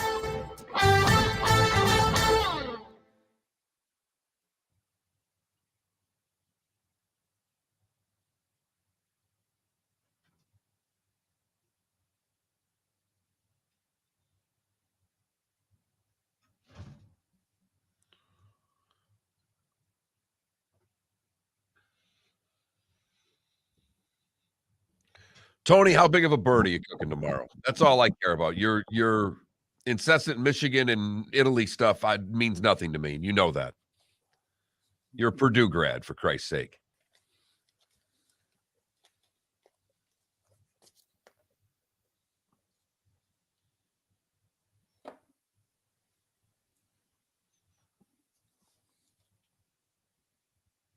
He's not in the room, Canada Relief, but I'd go with, for me, a dart's a smoke. A lung dart.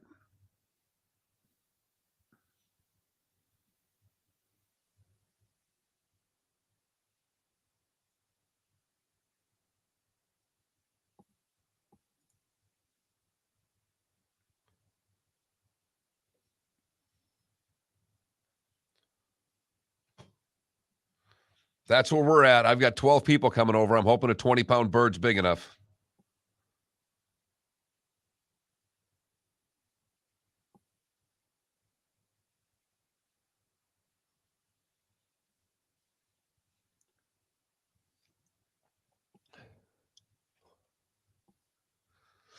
Well, I'm a former smoker who was a hockey broadcaster, Canada Relief, so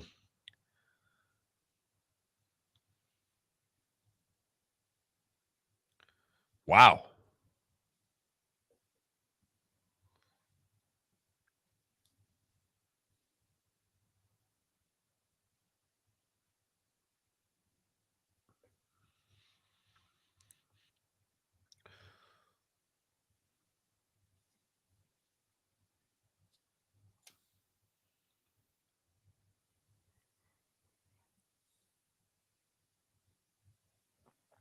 Quick drive to Saginaw, do Old Town Distillery tonight, Tone.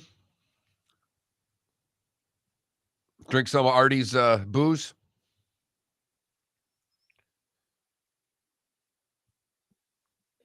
You've got Lee's games, right?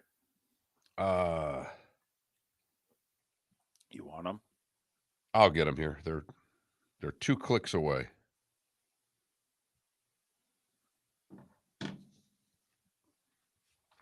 Unbelievable.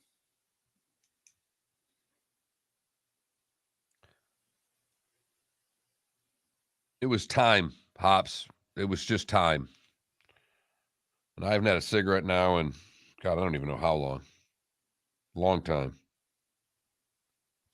Still wouldn't mind a smoke when I golf, though. Let's be honest. Nothing like getting that practice swing, taking a long pull off a dart, firing it to the side, hitting the shot, and then picking up the smoke as you're staring at it. Oh.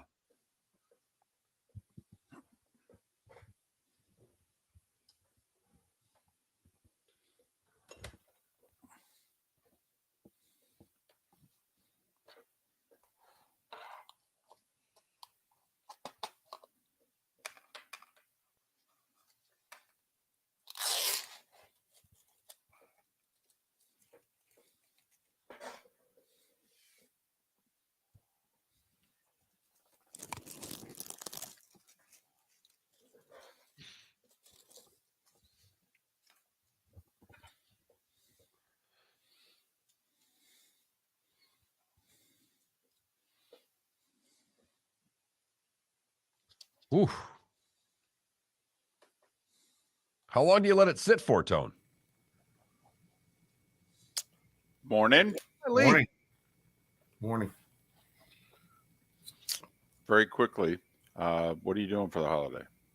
Home. 19 people over, and usually have 30, but my brother and all his 4 boys, they're doing it up there in Jupiter. But we're going to meet at the Panthers game. I rented a suite, my brother and I, for Saturday night for his 4 boys and my kids and Cool. my brother. Yeah, 20-person suite. So the kids are going to have a great time. Then we can see my mom, see their grandmother. What are you guys doing? I'm having people over. I've got not a huge. I don't have a big family, so just there's 12 of us tomorrow, but it'll be nice. Come back, guys. Okay.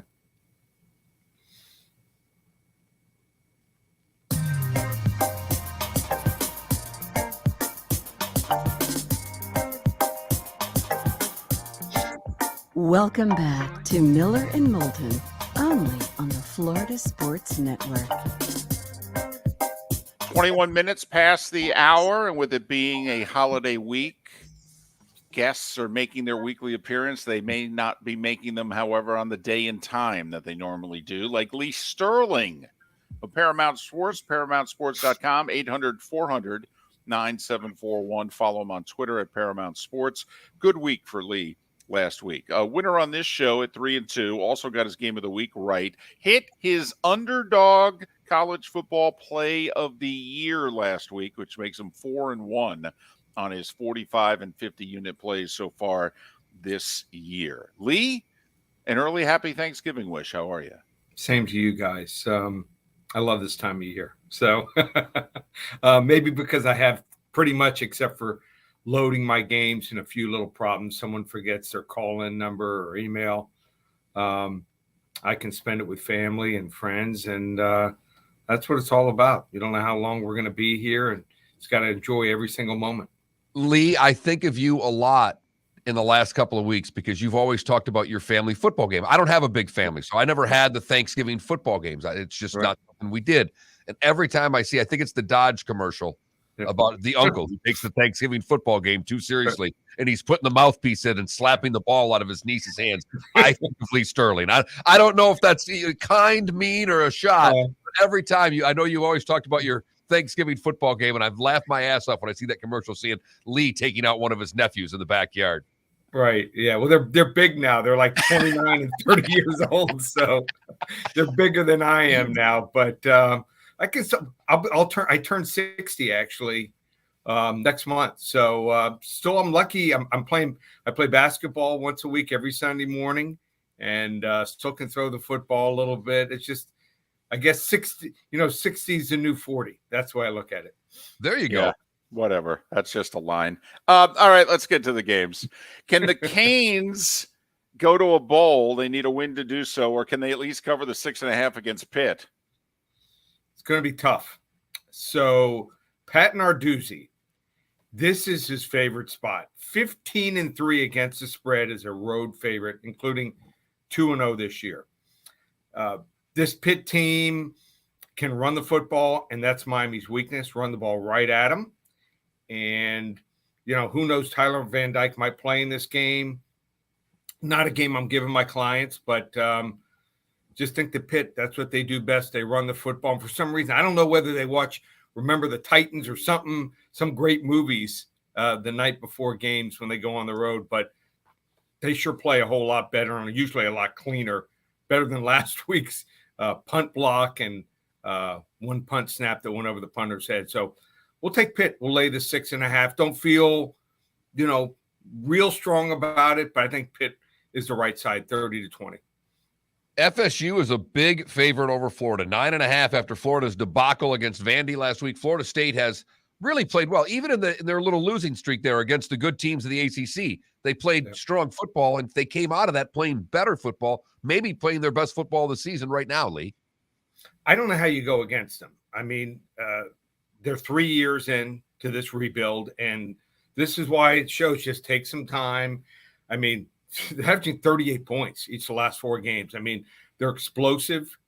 And this Florida team, how can you explain what happened at Vanderbilt? I mean, They had come from running for 374 yards to running for less than 100 on the 90th rated run defense, Vanderbilt here. So Sunbelt Billy's got some work to do, just like Mario Cristobal.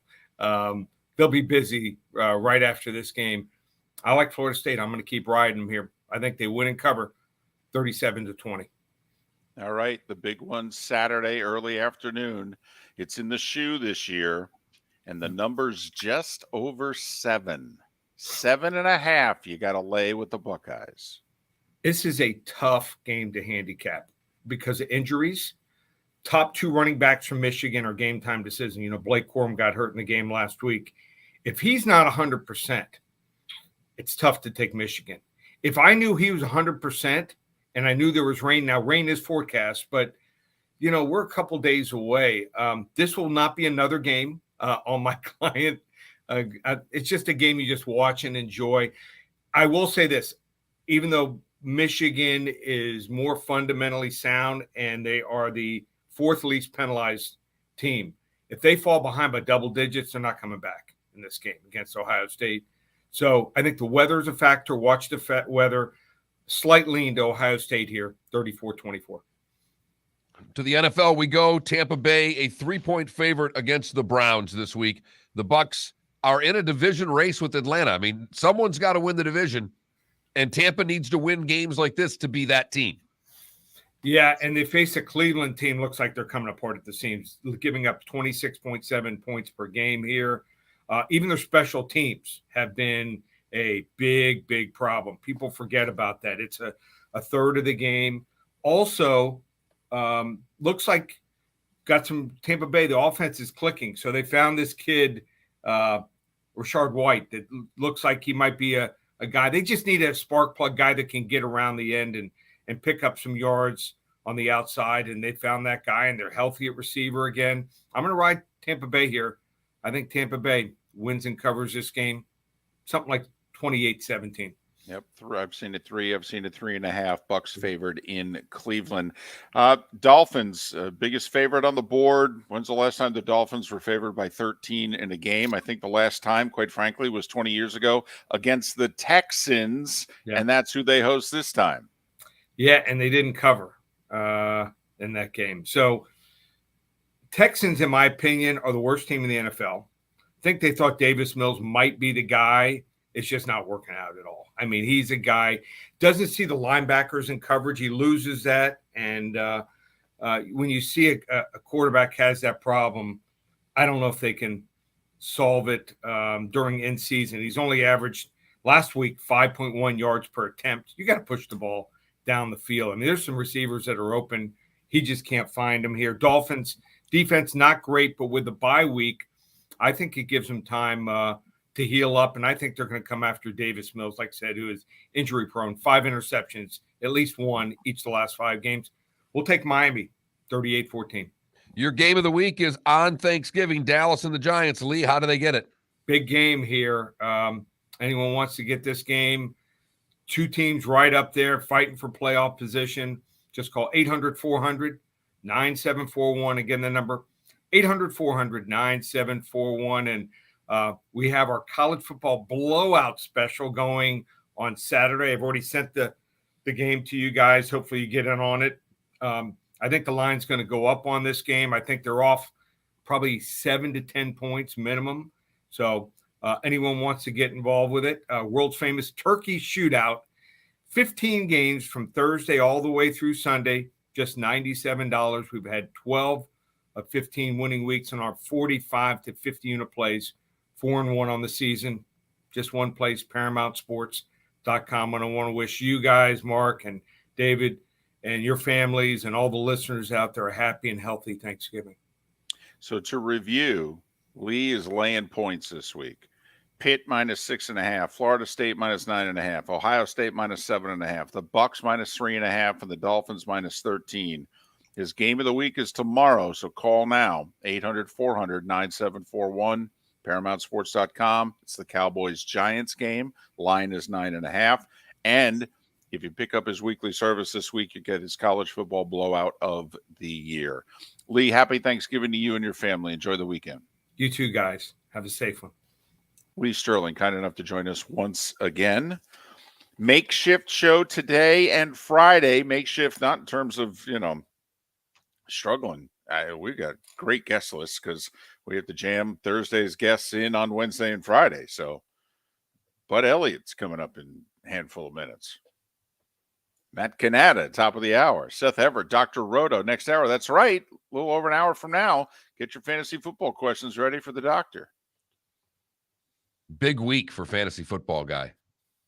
With the Thursday games, you got to get your lineups in. This is always a difficult week to make sure you're doing the right thing as people are trying to get their playoff runs done in fantasy football. But we will talk all things college football with Bud Elliott. He is next on Miller and Moulton right here on the Florida Sports Network. Miller and Moulton here for the Clutch Vodka Play of the Day. Mark, remember Nick Charles, Fred Hickman, the CNN Play of the Day? Yeah, CNN did a nightly sports show. That was a while ago. Yes, it was. Just work with me. Everyone liked the pod, the Play of the Day. So how about we have the Clutch Vodka Play of the Day? Sounds good. Fun. Smooth. Like Clutch Vodka.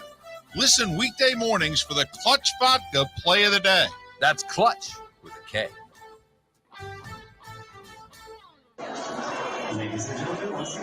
Yeah. Hi. Excuse me. Hey, the line starts back here. Ma'am, if your party's not here, you're going to have to go around and get it. If you had the opportunity to avoid all this, wouldn't you? Salt Live is the official transportation provider of the Miller and Moulton Morning Show, making your trip to and from the airport seamless and stress-free. Salt Live is supported with the help of local partners like the Bayfront Inn. Gather your family and friends and enjoy a leisurely day on the water with a pontoon or deck boat. If you prefer to explore the waterways without a motor, the Bayfront has canoes, standboards, and kayaks. At the end of your journey, enjoy lunch or dinner at the Bamboo Tropical Bar and Grill. The Bayfront Inn, something for everyone on 5th Avenue in downtown Naples. BayfrontInNaples.com. When you need a ride, book with Salt Live Transportation, 308-8686, or book on saltlivetransportation.com.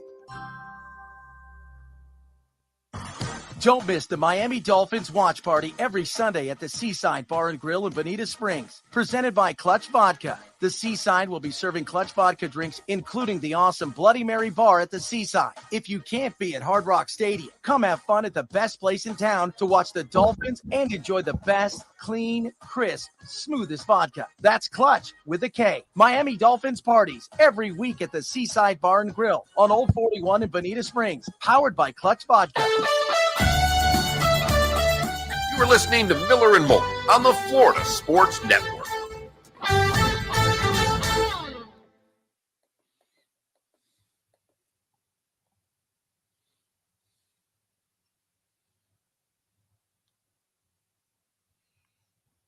Are the Cardinals making the playoffs? Are you talking Arizona? I am proud of you, OK Music, and I don't even know the story.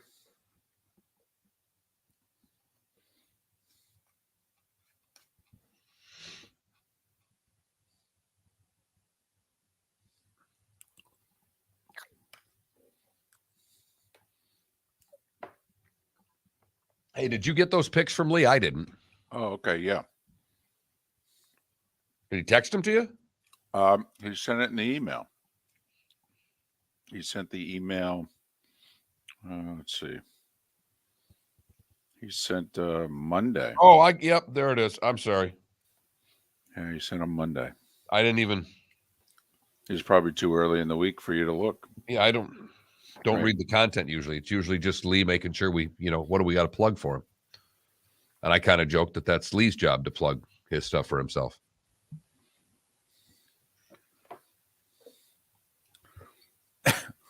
No, Hops, I get them. I don't use that address, but that is the email address that some business is communicated on. Which one do you want me to send the invitation for the show to? But I sent them to both. Yeah, and I'm glad that you do. Just in case. To me, that's kind of like when you fly.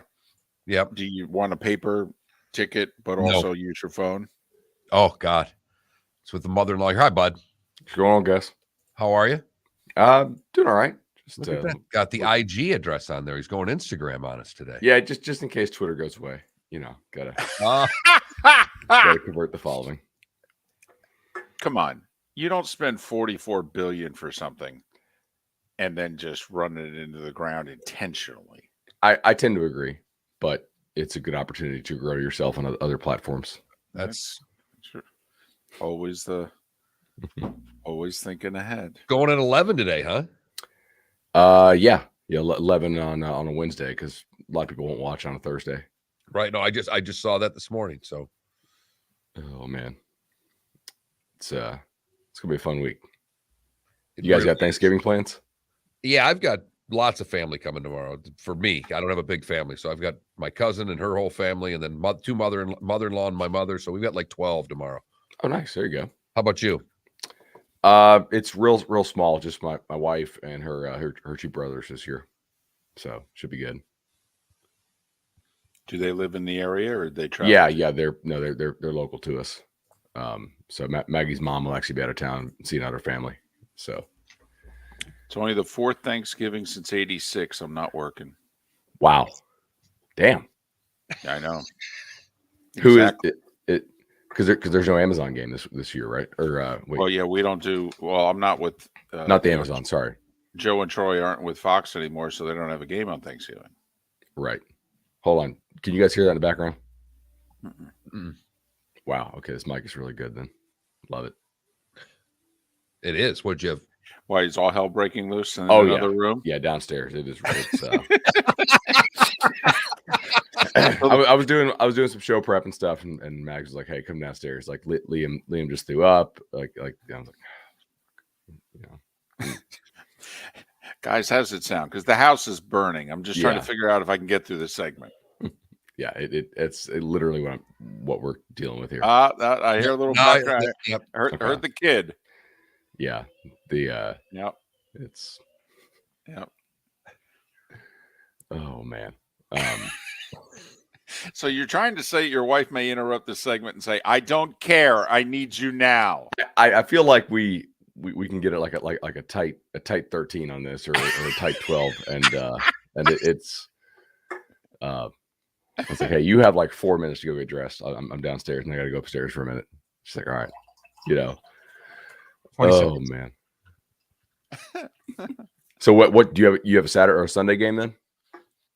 I'm Saturdays, Mondays now. Nice. 10 seconds. So Iron Bowl. Oh, because they're Monday Night Football, of course. Yeah. All right, here we go.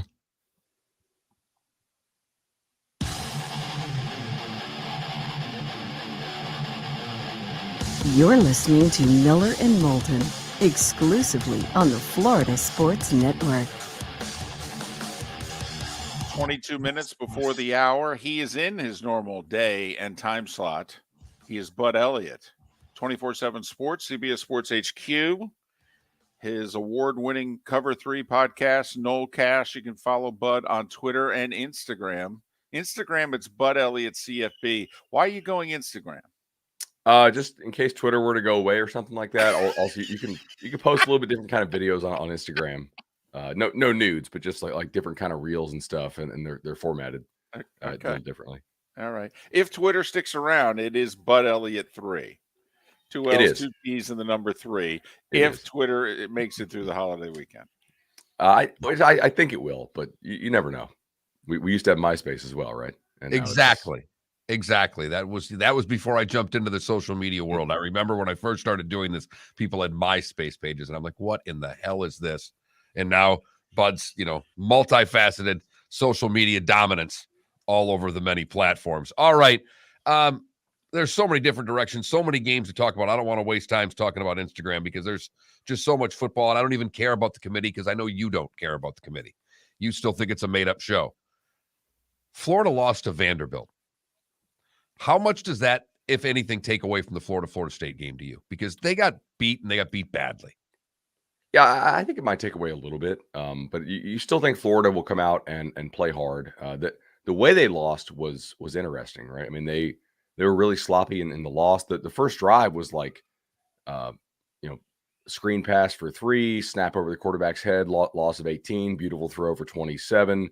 like false start, drop pass, guy slips down on a jet sweep, fourth down conversion, dude runs another jet sweep, is bobbling the ball and gets a first down via targeting penalty, they didn't look right to me, and maybe that was a part of a focus. But I think it's also fair to question how good this Florida team actually is, because there are two recent wins over teams that have been playing really poorly, guys, in South Carolina, who obviously turned around and played great against Tennessee, and against an A&M team that is just kind of a dead team walking, in my opinion. So, like, how much better are they really now over the last couple of weeks? The Vanderbilt loss maybe suggests not that much, but you could also say the same thing about the Noles, right? I mean, that they've played a really hobbled Syracuse team, kind of a dead team walking in Miami, Georgia Tech with its third string quarterback, and then Louisiana, who held out a couple guys, and their quarterback apparently is out for the year now. So we're going to find out something about both these teams come Saturday, because I really don't think they've played a lot of even decent teams down the stretch. But the one team's been killing everybody, so there is that. And for all that Norvell and the Noles have accomplished this year, Bud, they have to beat Florida now. I mean, if they don't, this is going to seem as hollow of an 8-4 as they could post. No doubt about it. I mean, they had the 3-game losing streak. I think if you don't beat Florida, there will be major questions about the defensive coaching, right? And that's something I think would be valid if you don't. The thing is, it's a win you need to get. You have a lot less to gain from it than you do, right? Like if you lose it, it's like, really, like, you guys lost to Napier in his first year. If you win it, it's like, that's what you should have done. You're expected to beat the Gators in Napier's first year when they're, a 6-win team. So it's a really important game for these dudes, and I think they're taking it pretty seriously. We have a question in our Twitch chat room that I want to ask you about the Noles before we move on. The 4-star quarterback commit to Ohio State who flipped to Florida State. How big of a deal? How good of a player do you think he is?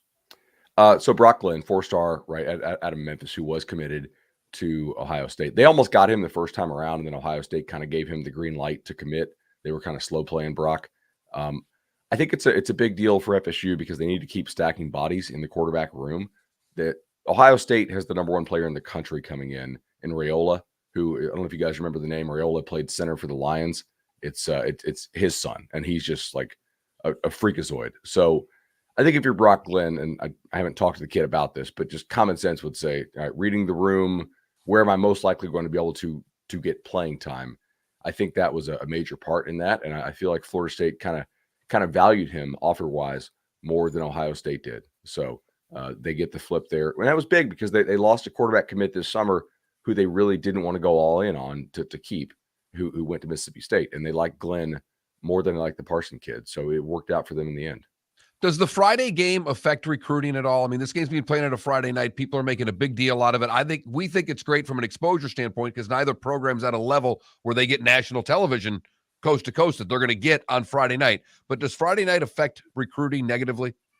I think a little bit. Not so much due to the playoff stuff, but just due to the fact that it's harder to drive, I think, to a Friday game on Thanksgiving weekend than it is to a Saturday game, personally, just with the whole family in town type thing, especially in Tallahassee. I think FSU fans would probably prefer this thing stay on Saturday.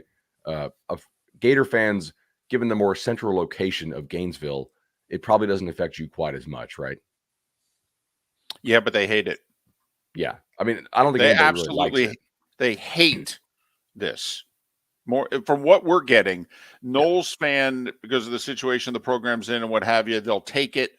Okay, Florida fans, if anybody tries this again, we'll stab you in the neck. One thing I will say is with this game being on Friday, it does give you an extra day if you make the conference title game. And that's not really a consideration for these teams this year. But in future years, if Napier recruits like he's doing, maybe it will be again, right? Obviously, Florida State very well they might be favored to win the league next year, depending on who comes back. Who knows? So I think at this point, if I had to guess, I think Jordan Travis is coming back. So, that'd be big for them. But to me, I'm more of a traditional guy. I like Saturday better. Michigan and Ohio State, that's a tradition that's played at noon, and they're doing it at noon. The Buckeyes are a 7.5-point favorite. Are you comfortable with that number?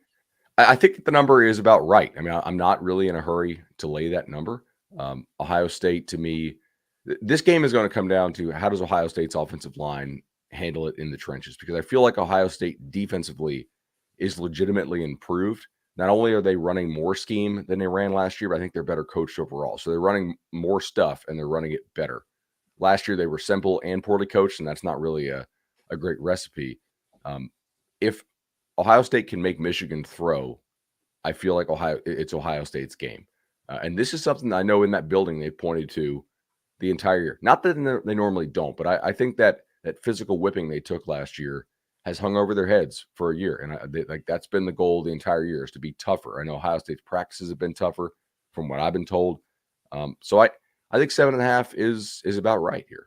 But Stroud's going to be on his A game, because they don't have Ohio State. The one thing they don't have this year is that real burner at receiver. I think Marvin Harrison's the best player in the country, but he's not a crazy burner type. And that's they don't have JSN and Smith and Jigba was that sort of real speed guy. Yeah, they may not have a burner, but those receivers are all playing for a long time on Sundays. Yeah. Tomorrow at noon, the host school for the AAC championship game will be determined. Tulane and Cincinnati both ranked. Cincy's got this very long home winning streak, 36, 37 in a row. They're only a 2-point favorite at home. I think I like Tulane here to win the ball game. Wow. I don't think Cincinnati is very good. I think they have some amazing players on the outside in Tyler Scott and some explosive weapons, but their quarterback play is terrible this year. I mean, it really, they're very limited by their lack of quality quarterback play. And to further that, Ben Bryant, the quarterback, my guess is he's out after the hit he took last week. So they might have to play the freshman stud who all the fans have been asking for. But it always concerns me, why are they not playing this freshman kid if he's that talented and the starter is as bad as he has been throughout the year? I think Tulane's coaching staff is really, really good. And I think they have a major quarterback advantage here with Michael Pratt, who my guess is Pratt, if he were to enter the portal next year, would be a major target of some Power 5 schools. Tulane's got a dude at quarterback. USC and Notre Dame. USC keeps getting it done. They, the turnover late against UCLA, the turnover margin they have is just incredible. Notre Dame's turned it around this year. Have they turned it around enough to beat USC on the road? I think they could pull it off, but game script here is going to be big, right? If USC starts hot and gets up early, I have a hard time seeing Notre Dame come back on them. If Notre Dame is able to get some turnovers of its own early, or maybe a punt block, they've been somehow really, really good at blocking punts this year. Of course, you have to force USC to punt, which is difficult in its own right. They could get them. The one thing that comes back to is that Notre Dame outside weapons are really not very good this year, and the teams that have beat them, or the teams that have limited them, have just said, we're just going to play singles on the outside and see if you guys can do anything. And so far, Pine oftentimes has not been able to do much there. Eric Gentry, though, he played for USC a little bit last week, but was not effective, and they didn't play him in that second half. He's their best defensive player. We'll see if another week it allows him to get on the field and be more effective because I think him against Michael Meyer, the tight end for Notre Dame, really could be helpful. If Notre Dame offensively can't move the ball effectively and put points on the board against USC, he's got to re-examine everything he's doing on that side of the ball when this season ends. No doubt. I mean, even if they lose the game, but everybody's moved the ball on USC. USC's lived off of turnovers defensively. They have not stopped anybody really before they take the ball away. It's a game no one's talking about Friday at 4:00, but if Iowa wins it, they're in the Big Ten championship game. They've won 4 in a row. But they're a 10.5-point home favorite. Iowa doesn't score a lot of points. So I have laid double digits with Iowa twice this year. I did so against Northwestern, and that covered easily. And I did so against Nevada, and that also covered easily. Nebraska, to me, last week, they were kind of just total BS in terms of how they scored. That one drive had 30 yards of penalties that marched them down the field and sort of another kind of BS call.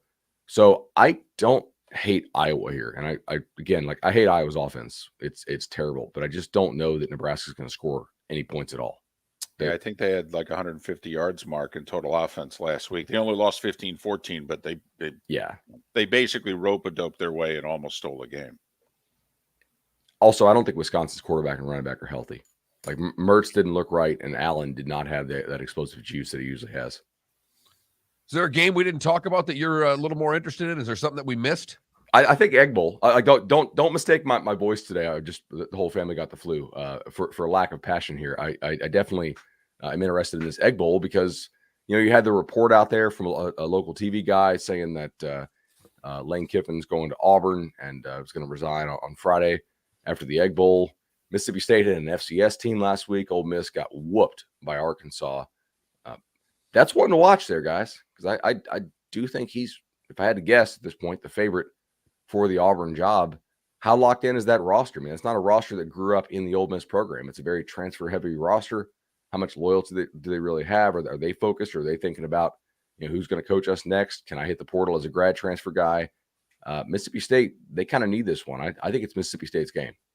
What do you think about that meeting that Lane has? I mean, how do you approach that in today's world where all the kids can transfer? Now the kids have the same rules essentially that the coaches have had for generations. How does Lane walk into that room? Does he say, guys, this is just the facts of, I mean, I don't know if you can go in there and lie anymore with what's going on. How do you think he handles that meeting? Well, one of the issues here, right? One of the issues is that once you transfer, you can't transfer again unless you're a graduate transfer. So a lot of those kids that transferred in, they're locked in unless they graduate, right? I don't know how you handle that if you're Lane. You're like, look, man, you guys, you always got to do what's best for us, and I'm your coach. Right? If somebody throws me some kind of crazy offer, I'd be a dummy not to look at it, but I don't have any offer in my hand right now, right? Ole Miss has just put a nice contract offer on the table for me. Let's go out and win this ballgame. That's probably how you got to do it. I mean,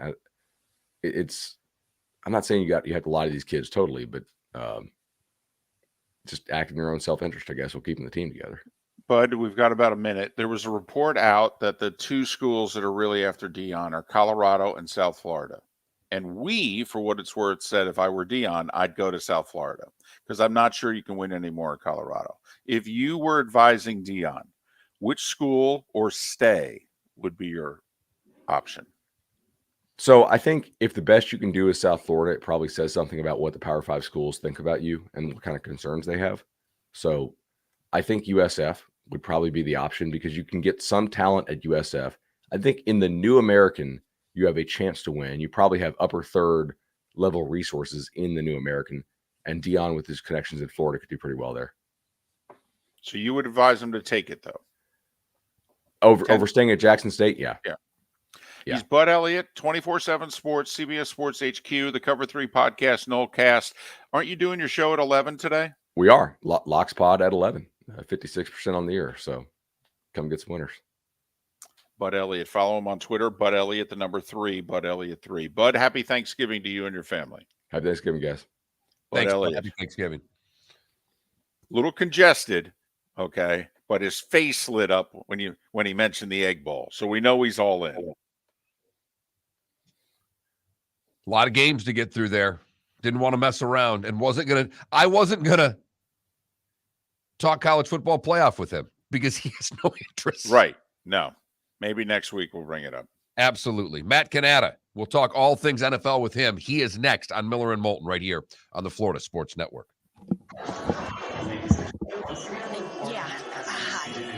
Excuse me. Hey, the line starts back here. Ma'am, if your party's not here, you're going to have to go around and get it. If you had the opportunity to avoid all this, wouldn't you? Salt Live is the official transportation provider of the Miller and Moulton Morning Show, making your trip to and from the airport seamless and stress-free. Salt Live is supported with the help of local partners like the Bayfront Inn. Gather your family and friends and enjoy a leisurely day on the water with a pontoon or deck boat. If you prefer to explore the waterways without a motor, the Bayfront has canoes, standboards, and kayaks. At the end of your journey, enjoy lunch or dinner at the Bamboo Tropical Bar and Grill. The Bayfront Inn, something for everyone on 5th Avenue in downtown Naples. BayfrontInNaples.com. When you need a ride, book with Salt Live Transportation, 308-8686, or book on saltlivetransportation.com.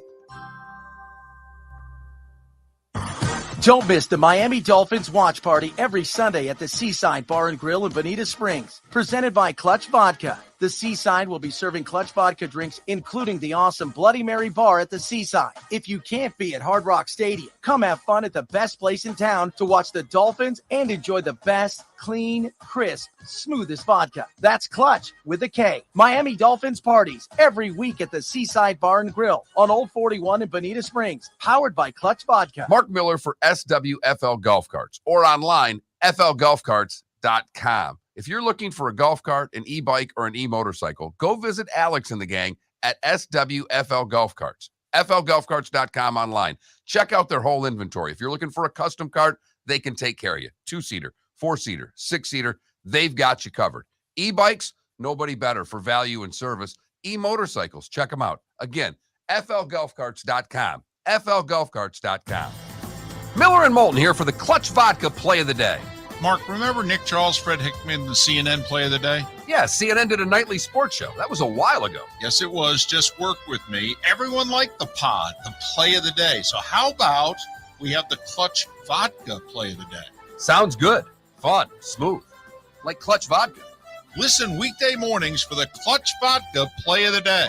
That's Clutch with a K.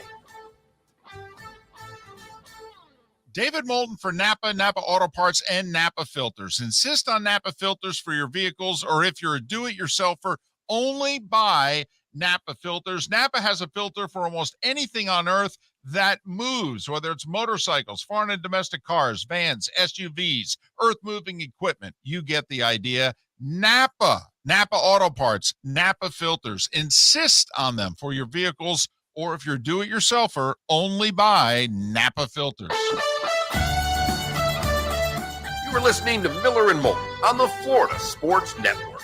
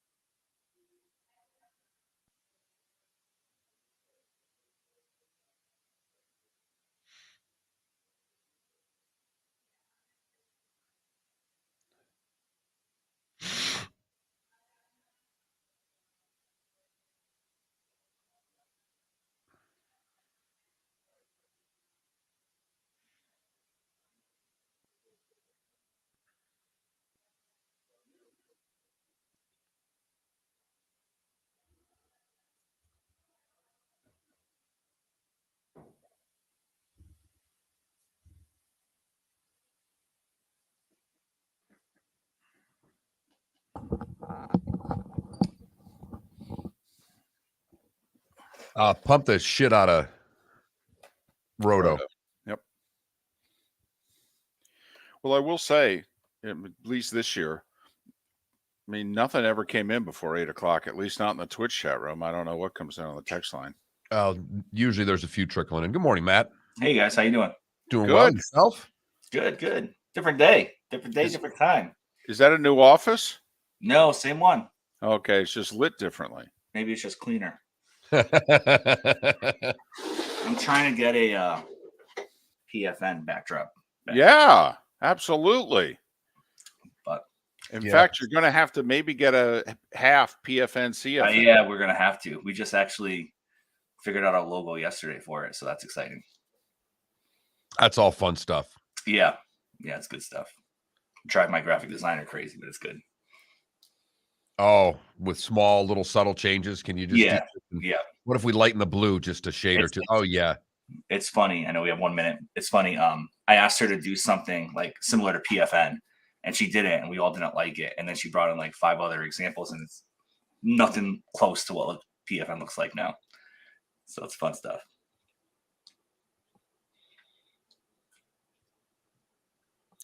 Very quickly, what are you doing for the holiday besides working?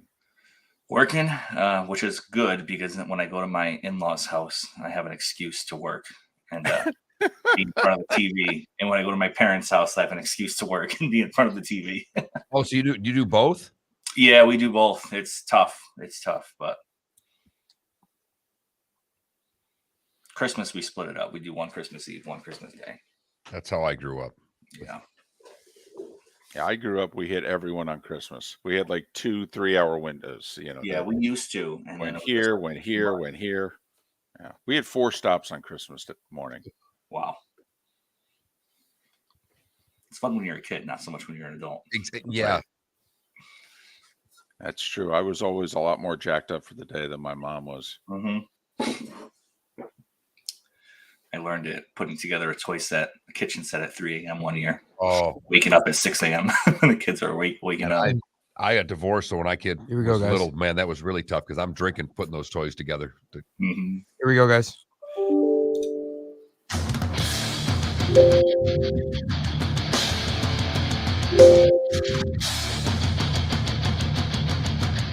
You are listening to Miller and Moulton, exclusively on the Florida Sports Network.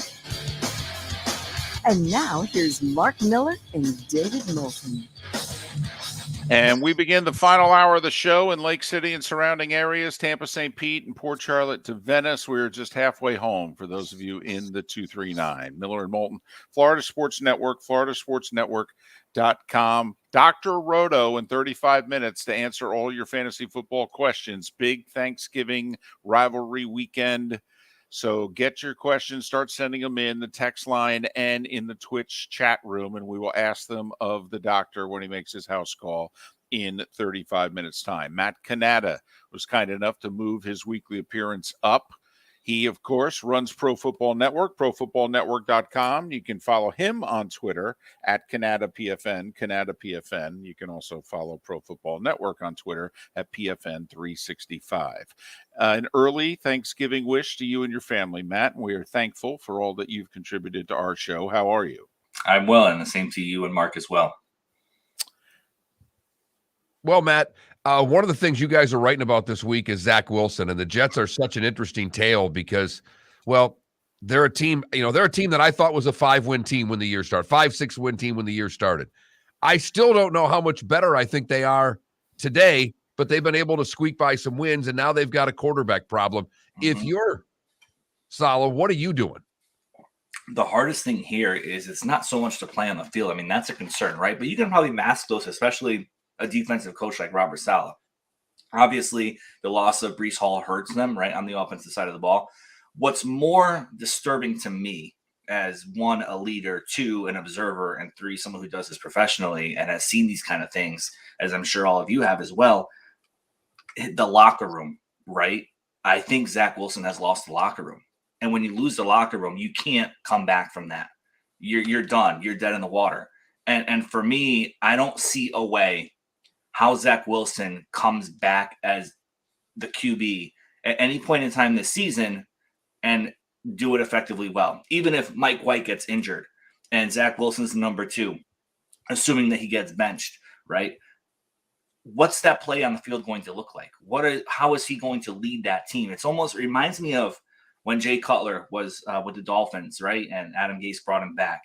And not that he lost the locker room so much, but he wasn't a presence in the locker room really at all. And you saw it on the field how players reacted poorly to that.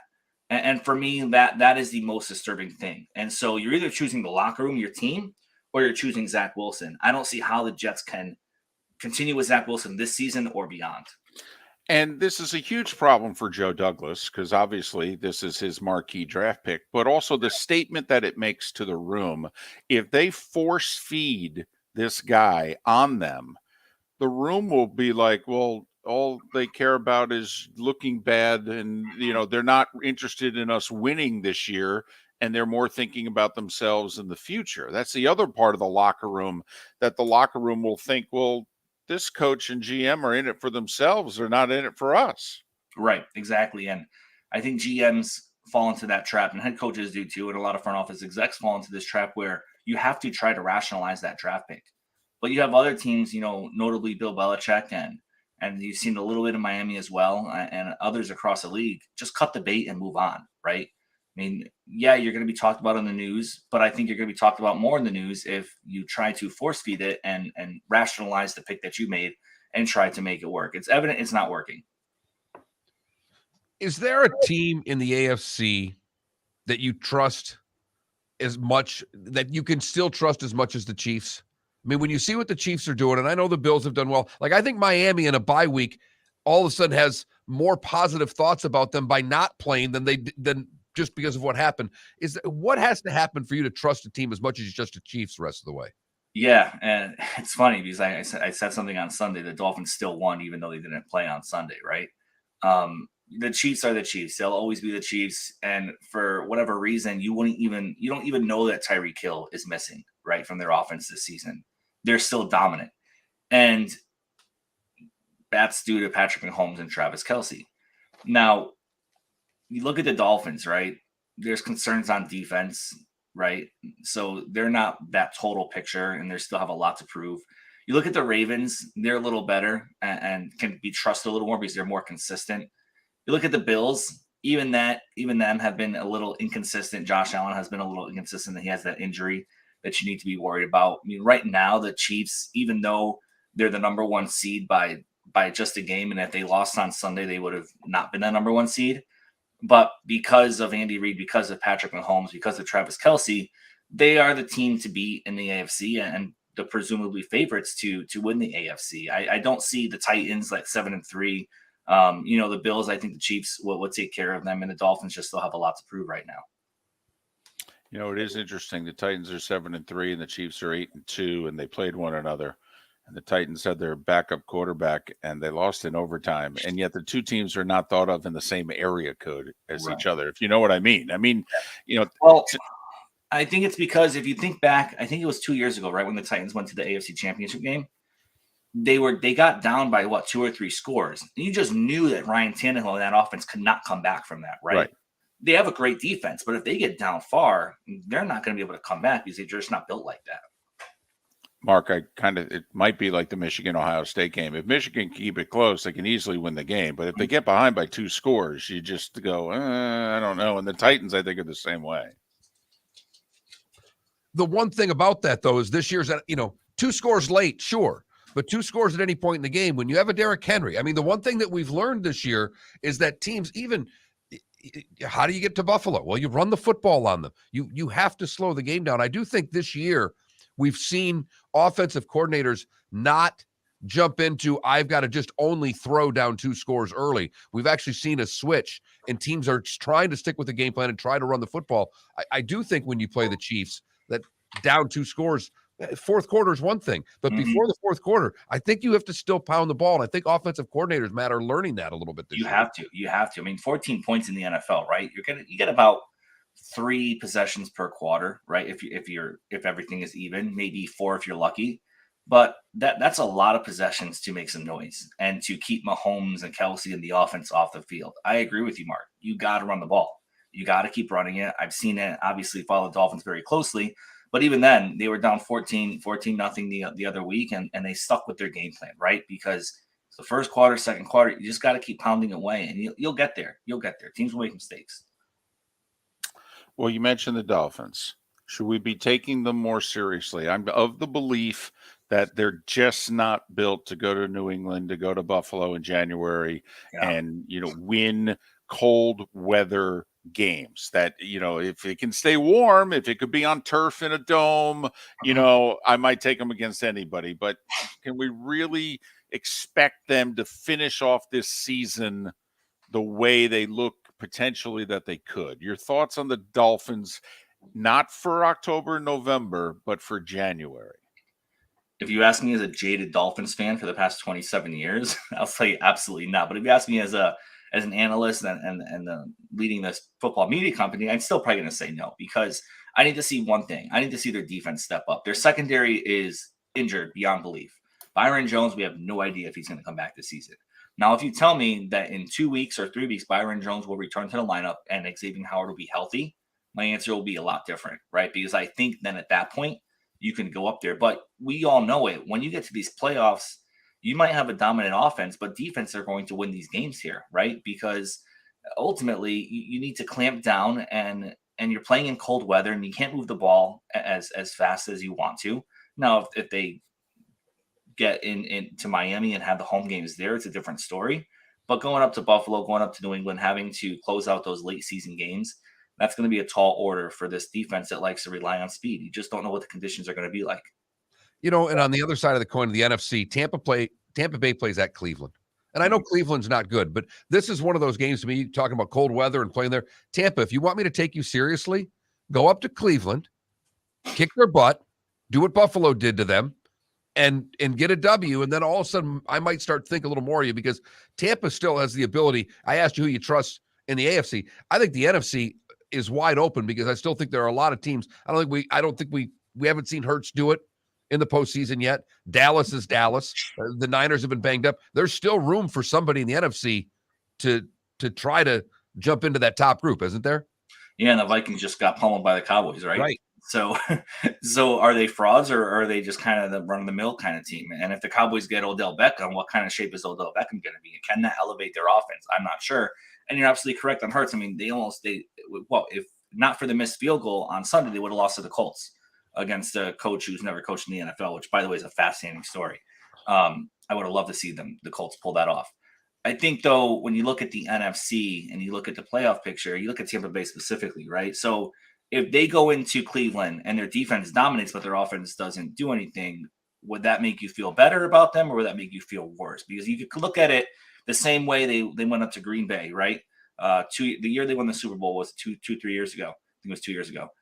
They didn't move the ball a lot, but they shut down the Packers offense. They shut down Aaron Rodgers, and they started to figure it out and get their offense going in the most important time of the year. And so I have no doubt the Buccaneers defense will shut down Jacoby Brissett and the Browns offense. I have doubts about them running the ball efficiently. I have doubts about Tom Brady. And I agree that if they go in and pummel them like the Bills did, you're talking about Tampa in a new light. But if they just hold them with their defense, well, they're still the Buccaneers. They still have Tom Brady. Let's see if they can get their offense going as they head into the playoffs. I probably shouldn't ask this question, especially since we got about 45 seconds. But your gut feeling right now, how many coaches are getting fired? Oof. I mean, Nathaniel Hackett's definitely probably going to be one of them. Well, and I'm thinking Kingsbury in Arizona.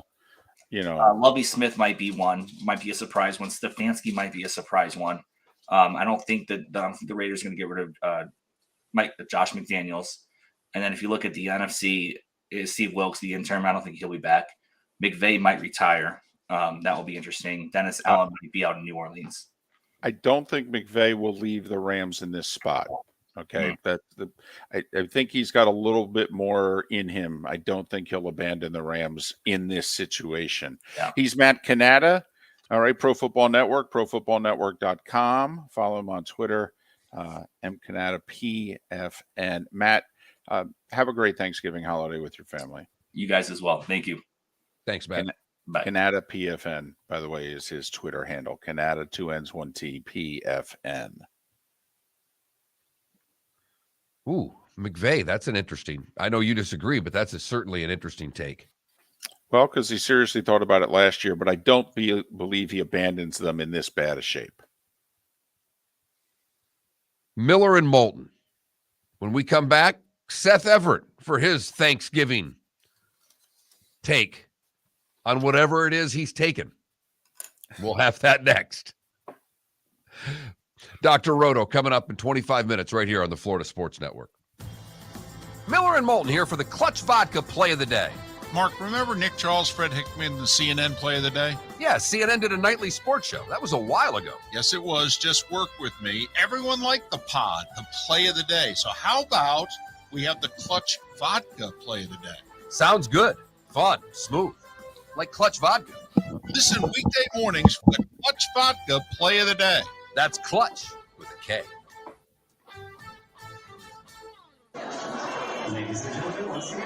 Yeah. Hi. Excuse me. Hey, the line starts back here. Ma'am, if your party's not here, you're going to have to go around again. If you had the opportunity to avoid all this, wouldn't you?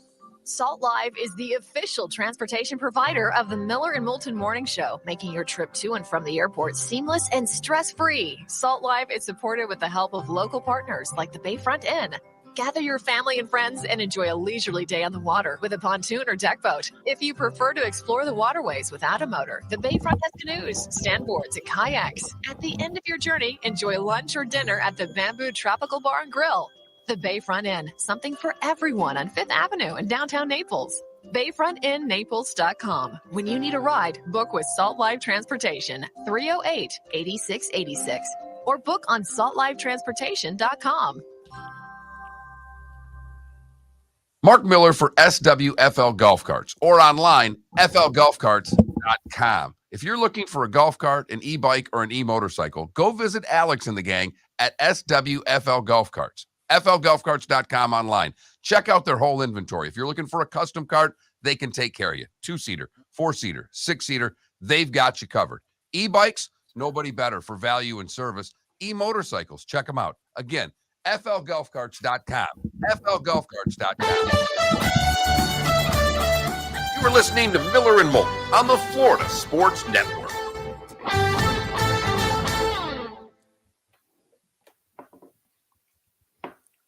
Can you hear me? I can now. Now, see, when we're playing our network commercials, we can't hear you. I know. Now we That's can. why I wasn't saying anything. Gotcha. You were just pretending to. That's great. My webcam broke. This thing is going in the garbage, and I can shut it off if you'd rather have that. No, actually, I love you sideways. Yeah. No, I prefer this, and we can only see you from like your chin down or your, armpits up, one or the other. It's great. There you go. Yeah. Is that better? That's fine. Yeah, sure. It's 10 minutes. Yeah, it's a webcam with a tripod that's been hanging on the back of my monitor since COVID, and it falls from time to time, and this most recent time was the final fall. My buddy, who's a Devils fan, who lives in Jersey, who's probably within 15 minutes of you right now, wants to know why no Devils shirt. This is a Devils shirt. This is the Scouts. 1973-74 Kansas City Scouts logo. That team moved to Denver, became the Colorado Rockies. Right. No. Yeah, but that's not a Devils shirt. Of course it is. No, it's not. All right, hold on. No. Don't change, for goodness sakes. He's just putting a jersey over it. It's his office. I guarantee you there's a jersey within 10 steps of him. What are we thinking? Pat Verbeek or Ken Danico? Danico. Or Brodeur? Danico or Brodeur? No, you don't get a name on the back of jerseys. That's dumb. The players leave. The jersey stays. So you think it's okay to wear the jersey as long as there's no name on it? No, I won't get a name on a jersey. People can if you want to. If you want to wear a Jay Pandolfo shirt, then it shows how old it is. Do you wear that jersey to games? I do, yes. Like, will I wear it tonight? Maybe. Man, if we went to a game with Did you go see play Edmonton the other day? I didn't go. I was conflicted because Cuse was playing at Barclays Center, so I stayed home and watched both of them. Gotcha. But I'm going tonight. Now, if they lose, will you blame yourself for going? No, because I went to one game on the streak already, so I have no impact. Okay. But I did think about it.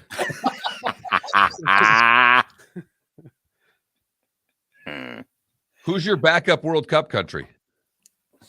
Oh, England, because you got family there, right? So well, yeah, and Bukayo Saka is my favorite player, and as long as the 10 Arsenal players don't get hurt, I really could give a crap. And if Brazil, who has benched Gabriel Jesus, which has become this massive controversy in Brazil, my response is good. Keep him on the bench. That way he's healthy for the resumption of the Premier League. This World Cup, all I think about is the fact that this World Cup is in November. That's all I care about. If this was in the summer, I'd have a much more fun time. Oh, and the human atrocities. So I love the fact that this is just getting in the way of your Premier League. Oh, I love the Premier League. My Saturdays and Sundays are missing this. Are you not watching the World Cup? I've been watching. I did a podcast about it 4.5 hours ago. I was going to say, did you have your 4:30 interview? Yeah. I was talking to Qatar or Qatar. That, by the way, you could do a whole segment on that. Well, you know that the AP says it's Qatar. Everyone calls it Qatar. You know why? Because when you look at it, it screams Qatar. It does. But the Fox broadcast, they've been calling it Qatar. Telemundo called it Qatar. How could If you his tell? mama call him Clay, I'm going to call him Clay. 30 seconds. Every time a white boy talks about boxing, brings up Rocky Marciano. Joe Louis was 37 years old when he fought Rocky Marciano. Just classic. So good. If he wants to be called Muhammad, I will call him Muhammad. Kaha. Kaha. Like the Here we go. Super Bowl 32 seat cushion. I can't see anything. It's on a.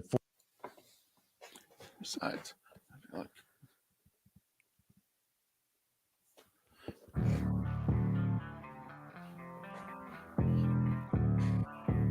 Thanks for listening. And now, more of Miller and Moulton on the Florida Sports Network.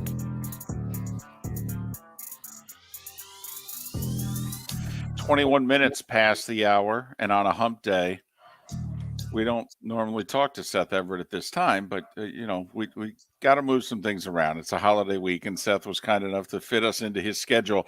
I think it works because he had a 4:30 a.m. interview for his Sports with Friends podcast, and he basically said, well, all right, I'll be up, so I'll fit you guys in. If you're watching on Twitch and you're wondering why Seth looks the way he does, his camera's broken. Yeah. And so we're lucky to get him however he's seen and the angles and It's what your happened. option. If you wanted me to turn it off, I would have turned it off. No. We love this. Love this shot. Really, we do. How are you, Seth? I'm great, guys. We don't have a lot of time. What's on your mind? Let's get to the point. We gotta. We this is a fast segment. Dr. Roto stole my segment. I'm challenging him to a duel. Is it Qatar or Qatar? Is it Qatar or Qatar? That's what I really want to know. What are you going with? You just, I'll tell you. Just talk to Qatar or Qatar or Well, Qatar. on the podcast, we discussed the debate, but I was on iHeart yesterday. I was on the iHeart Sports Network and was told to redo my sportscast because I said Qatar, and it's supposedly Qatar. So I don't know. It's very weird.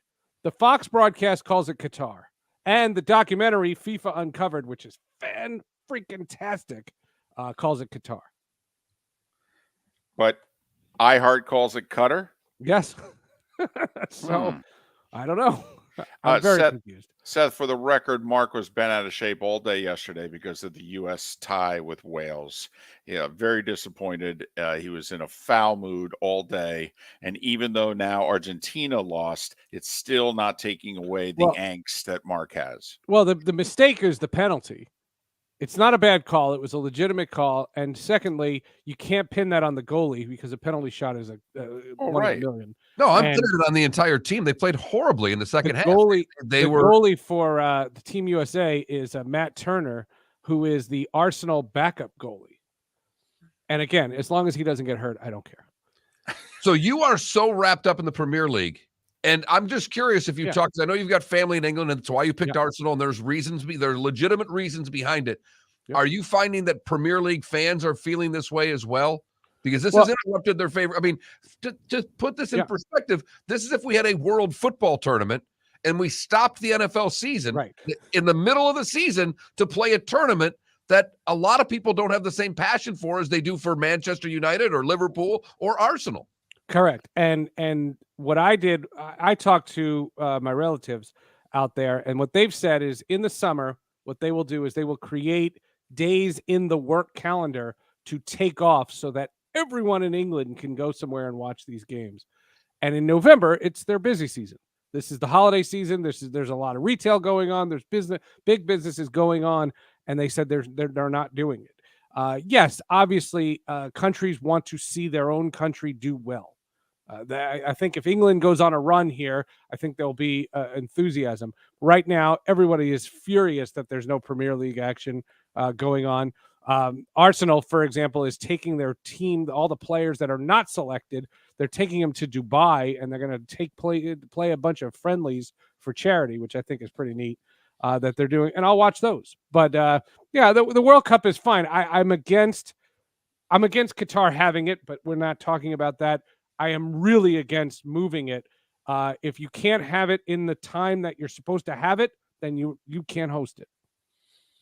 It will be spectacular in 4 years, though, when it's in North America. I mean, you consider what is happening to the popularity of soccer in the last decade in this country. It's finally what the media talked about in the late 70s and early 80s happening. It's now happening 2 generations later. And for mostly the U.S., but for Canada and Mexico to also be hosting World Cup matches, I mean, this will be amazing in 4 years, and if we can have a little bit of success in it, that would just be the icing. Well, but the measuring stick for soccer's success is not the MLS. I want people to understand what the MLS is. It is a inferior second or third tier league in the global soccer system. Oh, Seth, you're being way too kind. That's fine. I mean, no, it's that's fine. best league in the What world. I'm saying is, MLS popularity is not the measuring stick for how we're doing as a country. The fact that NBC Universal paid more money for Premier League rights than the NHL got from ESPN and Turner combined just shows you the global reach. And yes, I completely agree. When it's in North America, it's going to be absolutely fantastic. I will attempt to go to one of those games just to see what it's like. But the reality of it is that you should not be playing it in November. It's idiotic. Wow. Otherwise, Seth, we really don't have much on our mind, really. That's it. I mean, we booked you just for Qatar or Qatar. Qatar or Qatar. Yep, that's it. I think we should have done half the segment as Qatar and half the segment as Qatar. Actually, we also booked you because we just want to know, are the Devils ever going to lose again? They've won 13 in a row. And are you behaving differently now because your team hasn't lost for a month? Like, are there certain articles of clothing? Are you not bathing as frequently? Are you shaving every day because they're winning? Is something going on because your favorite team of teams hasn't lost in a month? They all I say is there's plenty of room on the bandwagon. I don't care. You're more than welcome to jump on our team. But what I can say is I've endured all 40 of these seasons. I've seen every one of them. So if anybody can relish in their success, it's me. The daughter, though, she isn't used to the losing, so she's going to think this is normal. No, her first 2 seasons have been pretty miserable, so she's very excited. She has basically demanded that she go with me tonight to the game. So, and did you meet the demand? Oh yeah. Yes. My new scam is I go in with my media credential and I buy her a ticket on StubHub, and we bump around and we roam the arena. It worked for the U.S. Open, so we're going to try it again. Too cheap for 2 tickets. Yeah, exactly. No, they're sold out. Come on. Oh, well, because the Leafs are in town, not because they won 13 in a row. Oh, yeah, because the Leafs are in town. Right. Yeah, and my little one still thinks they are the Toronto Make-Believes, which I think is a great name. We'll be chanting that tonight. That would be a good name on a Disney Plus show for whatever sport they make. Toronto Make-Believes. Well, and you need to explain to her that's only come the spring, honey. That's only in the spring. Right, they're usually good. Right. Did you guys see the save Vanacek made on Connor McDavid? Oh my God! Oh my goodness! All right, Seth. On that, what do you got on the shows? Yeah, really. So Tab Ramos, the first ever player to sign in the MLS. He's the commentator for Telemundo and Peacock. He's doing the Spanish broadcasts. He joined me live from Qatar in an interview that will be published probably in the next half hour. Hall of Justice is all about Star Wars Andor. It'll be very spoiler heavy. And text stream is about what do we do if Twitter disappears one day? What are the odds of that happening? I don't think it's going to happen. You're the anymore. second person in the last hour on this show that's talking about Twitter going down. Do you think it happens? Well, they're losing money, like they're hemorrhaging money, and so eventually they're going to file for bankruptcy. I mean, eventually it's going to get ugly. And he spent $44 billion on a sinking ship, and if no one advertises, that's 90% of their revenue. So I don't know what's going to happen as advertisers continue to pull from that platform. I don't think it's going to die this week. Well, and also just because you file for bankruptcy doesn't mean you go out of business. You may just use it as a business, ploy to protect yourself. I haven't lost any followers so far. Not for this. I lost followers last year. I was going to say, check your listing after this segment. You may have lost 3 or 4. Seth Everett, Sports with Friends, Hall of Justice, and Tech Stream, the 3 great podcasts. And he was kind enough to fit us into his schedule. Seth, happy Thanksgiving to you and your family. Enjoy the game tonight. Dr. Roto is next. Get your fantasy questions in. Text them in. Twitch chat room. Go.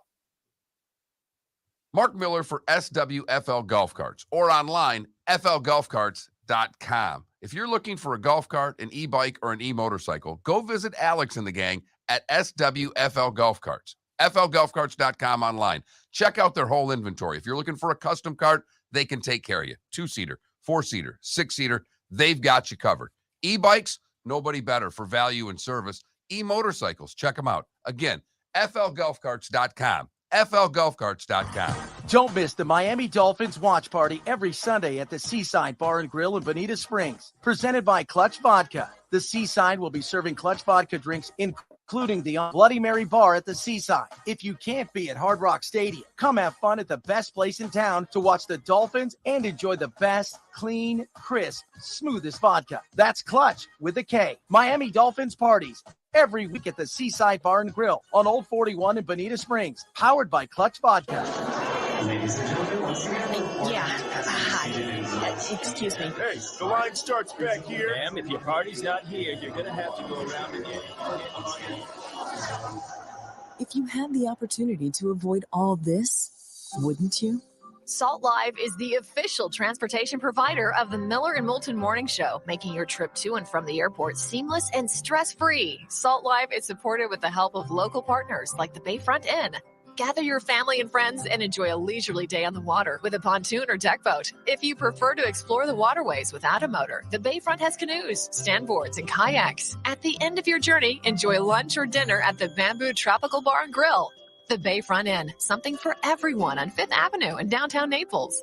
BayfrontInNaples.com. When you need a ride, book with Salt Live Transportation, 308-8686.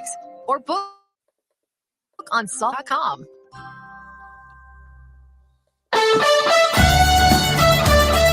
You are listening to Miller and Moulton on the Florida Sports Network.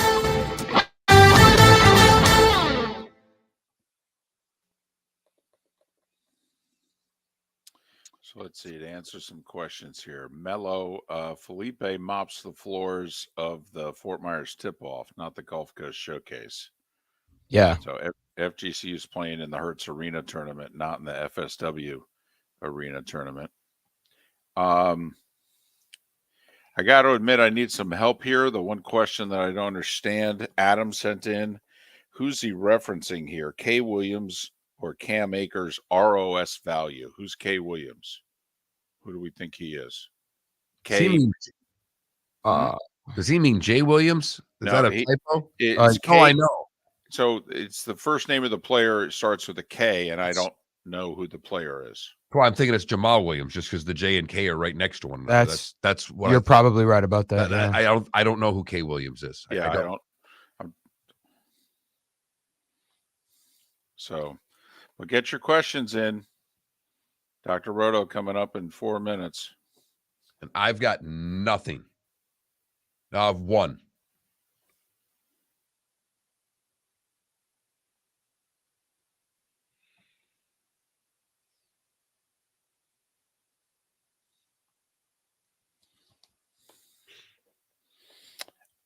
Okay, what's his name? I need a name.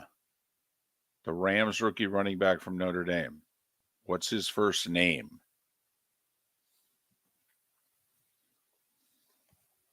I guess I could look it up, but it's not really your job.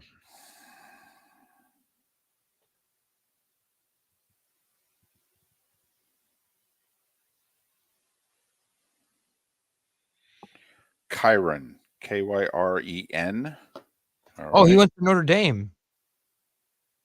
Yeah, Kyren. Kyren Williams or Cam Akers. Thank you, Mr. Boutte. Yes. ROS value. What does that mean?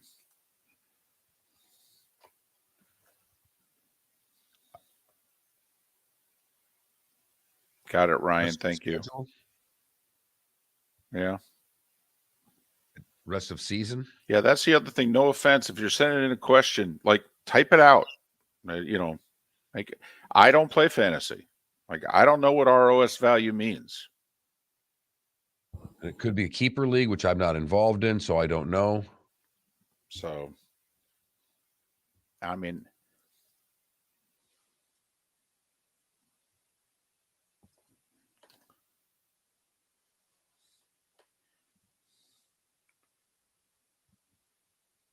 so Ryan, you're just asking in general, Trevor Lawrence, Aaron Rodgers, or Jared Goff?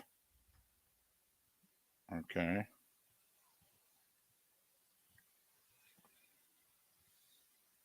Wow. It's a desperate situation there, Ryan.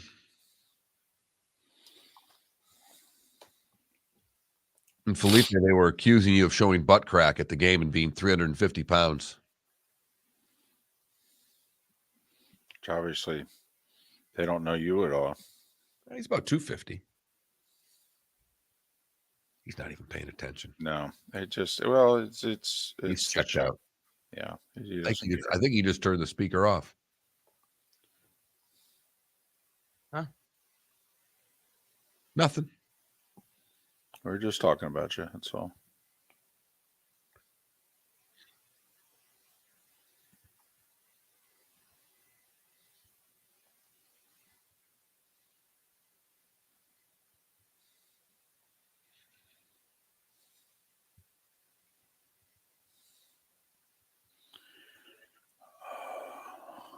He didn't answer. I'm gonna call him back.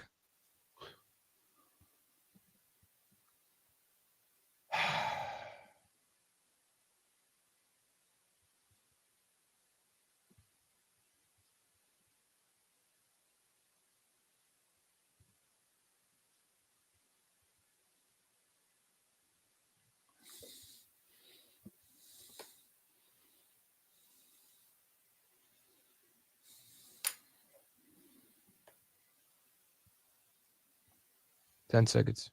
He's still not answering. No offense, you got to be. No, he already.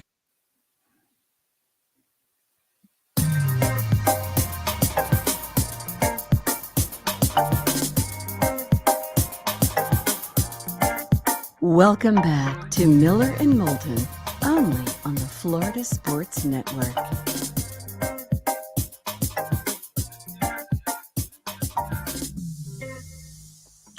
"22 minutes before the hour, Miller and Moulton, Florida Sports Network, floridasportsnetwork.com. Thanks so much for being with us on this day before Thanksgiving. We are very thankful of you for supporting the show over 3 different acts in many different years. Thank you so much. All the best to you and your family this holiday. We will be on Friday. It is, after all, a football Friday, and it's rivalry weekend, and so we're not taking the day off. We could have, and we thought about it. We thought about it. I actually, believe it or not, for the first time ever, I think Moulton was more in favor of the day off than Miller was. And that, in the history of Miller and Moulton, has never, ever, ever happened. You're right. It's always been, David, we should do a show the Friday after Thanksgiving. Hey, how about if we do an extra show on a Saturday? You know what we should start doing? Is shows on Saturday during football season. It's Moulton that wants to work more. And Friday, I was pretty adamant. I'm like, we've got to do a show. It's rivalry week. You're right. Listen, I don't want to say I'm changing, but for the first time, Mark, if I win the lottery, I've actually thought about, not working. Now, I'm not there yet, mind you. Okay. But the thought, I'm like the athlete who's for the first time thinking about retirement. And they say once you start thinking about it, you should.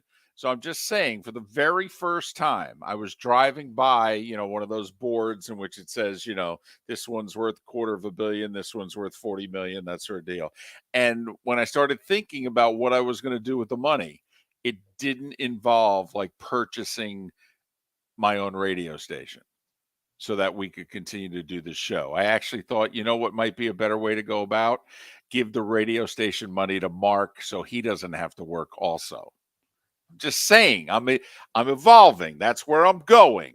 I like it. Good for you. And the funny thing is, I was thinking about if I want it, probably still working, because then I could really say what I wanted to.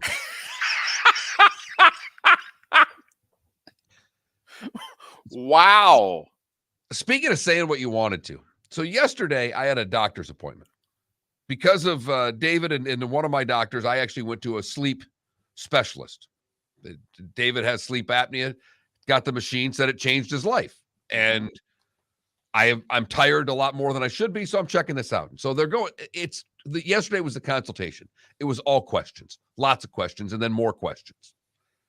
And the one that I often wonder about when they ask, that as I've gotten older, I've answered a lot more honestly.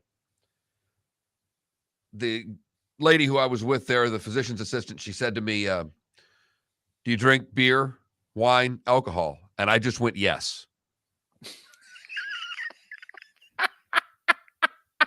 All I said, do you drink beer, wine, alcohol? Yes. And waited. And then she went through each one and asked me how many. And what I'm wondering, if there's anyone listening out there who's a physician's assistant, a doctor, or a nurse that asks these questions, what is the general rule of thumb in your world of what you add to that to get to what the truth is? Because I answered what a good week is for me. And by a good week, I mean a healthy week, not what a bad week is. I really need another drink week. Right. I answered it somewhat honestly, but you still lowball those things. 4 weeks in a month. How many of them do you think are good weeks, as in healthy, versus how many of them are? Ugh. What a 4. I was hoping for 2. Maybe 2. And I think that's what they were hoping for as well. They're hoping that this is what he's giving me is half a month here. But we can assume what the other half is. Of all the questions, it was the longest pause when she went beer, wine, alcohol, and I just went, yes. Yes. Outstanding. I will say they have to deal with so many patients that you can't say you can't entertain them anymore. If you know what I mean. You can't be funny with them anymore. They deal with too many of us. And so it's just like, listen, I got to do this. Can we just get through this? Don't try to entertain me. Well, you know what? I was entertaining myself. Right. I thought it was a good answer. And I also have to let you know, David, I let you down yesterday. I didn't. I let our audience down. And I think I let myself down. Huh. I don't know if it's a sign of growth or if it's the ultimate sin. Because yesterday I had to make one last stop at Publix to get the rest of my Thanksgiving things, couple last minute items. And I literally had 6 items. So I went to the 10 and under. And there was one lady in front of me. She had her 5, 6, 7 items. I put mine down. And the guy behind me had a full cart. Oh, come on. And he starts putting stuff down. And I didn't have the energy to confront him. Wow. I just got my stuff. I looked at him. There was no one behind him at the time. The lady checking me out looked at him. We looked at one another, and I could have, and I probably should have. And I don't know if it's a sign of growth or if it's a huge disappointment to a lot of people, but I feel like I let you down yesterday. Well, it was a golden opportunity also because you didn't have to be a jerk, if you know what I mean. You could have said, "Oh, sir, I think you're in the wrong line." And you could just point to the orange sign and go, "This is the 10 items or less line." Now, then if he wants to press forward, no, I know what line I'm in, but I don't care. I'm more important than anyone and anything else. And he keeps then putting items on the conveyor belt. Well, then at that point, you can say or do anything. So that's the golden opportunity that was missed. That situation was you're faultless. You could just go, "Oh no, sorry, I think you're in the wrong line." No, you're right. And you know deep down he knew exactly what he was doing. And then you just get to be obnoxious about it. "Oh, sir, hold on. I'm sorry. You need to put one of these yellow dividers in between every 10 items. Hold on."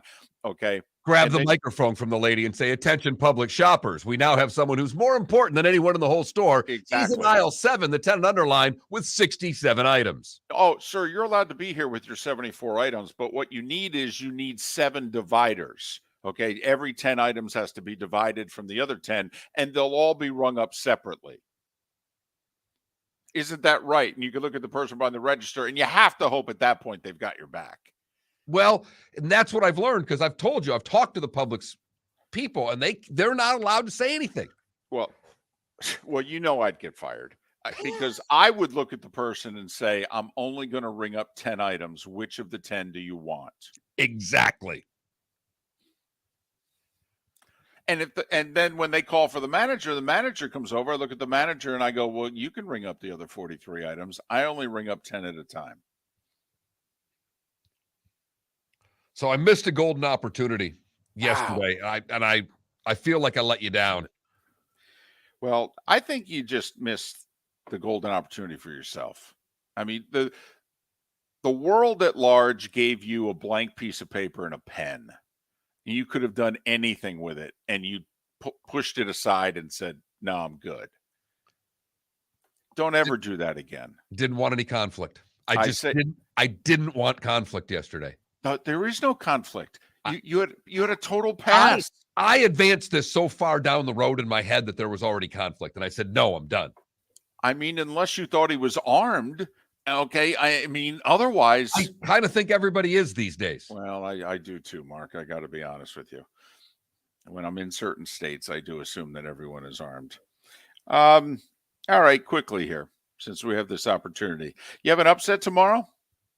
And don't give me, Patriots, Vikings, the spread's 2.5. I mean, and it's Kirk Cousins in prime time. So if the Vikings lose, is anyone really going to call that an upset? So Lions, 9.5-point dog at home against the Bills. Giants, 9.5-point dog at Dallas. I think the Lions cover. I think the Lions have the better shot at the upset. I'll tell you that. I think the Lions cover. I don't know if they're going to have a shot at winning the game, but I could see the same thing happening to Buffalo as it did last week, as a late score by the Lions bring it within 10. That they'll score to make it 8 late. I like Ole Miss in the Egg Bowl. Lane hasn't lost to Mississippi State yet, and I actually think the team meeting yesterday will get them through the game. Plus, normally, this is a home team wins the game rivalry. Look it up. In the last 15, 20 years, it's been that way. But skip the upset side of it. Who wins Patriots-Vikings? Because it's a big game for both. I mean, the Vikings are going to win the division. We know that. But they're still trying to figure out a way if they can end up with a 1. Although I think after last week's loss, that seems a little bit more impossible. But the Vikings were terrible last week. Yeah, you know what, Mark? There's a part of me that's glad if I'm a Vikings fan because they won 7 in a row and 4 or 5 of them were really tight games. And so I want you doing everything wrong all on the same day because they had spread out all of those mistakes and all of that bad play over the course of the last 2 months. Instead of going 7-1, they would have gone like 3-5 or 4-4. Well, there's a part of me that's like the Arizona Cardinals. Yeah. So here's my question about New England. How are you going to stop Jefferson? That's my if they can keep him under wraps, I think they can win a low-scoring game. Lost in the punt return dramatic win is the fact that they only put up 3 points on the Jets. They're not exactly a high-powered machine here. New England's going to win games. They got to keep it below 24, maybe even below 21. So I will say after last week and the weather that they played in, Mac Jones is going to be thrilled to be in a dome. Thrilled. Think Dallas covers against the Giants? Oh, yeah. I think that could be what they just did to Minnesota, to be brutally honest. Dallas did a good job defending the run last week with Minnesota. I think if you stop Barkley, you stop the Giants. They can cover all those receivers one-on-one. They lead the league in sacks. That's an average at best offensive line, below average against pass protection. I think they whack the Giants, actually. The Giants are in trouble. They're not a good team. They were not as good as their record. Everybody's going to look at this as a collapse. And those of us who looked at them as a 5-12 team are going to go, no, they just finally started being a 5-12 team. And I do think the receiver they lost there, Robinson, I believe, he had an element of speed that was tough to cover. They've got nothing receiver-wise. I'm with you, David. I think Dallas has back-to-back blowout wins. And boy, oh boy, by the time we get to Friday, the hype train will be rolling for the Cowboys, David. That Christmas Eve game against the Eagles is going to be fun. It's just a matter of, can Dallas run the table between now and then and hope that Philly can lose one? Because remember, if the Eagles lose the game, the Cowboys will have a better division record if they beat them on Christmas Eve, and then they would be in first place in the East. So Philly's 2 up, but they're really 1 up if you look at the big picture heading into that Christmas Eve game. And think about it, the difference. I mean, right now we think the winner of the East is going to be the 1 seed. Well, then the second place team is the 5, and they got to go on the road. It's not that you can't do it, but here's the bad news also for Tampa Bay. I mean, right now you're the 4 seed. I mean, you're going to get the second place team in the East. So congratulations, you won the division in theory. You made the playoffs, you're hosting a game. The bad news is you might be playing the second best team in the conference. Well, that's why getting your act together right now is important, because, you're only a game behind the Niners and the Seahawks, who's ever leading that division. The 3 seed is still there. It's just going to require you playing some football, not doing what you've been doing.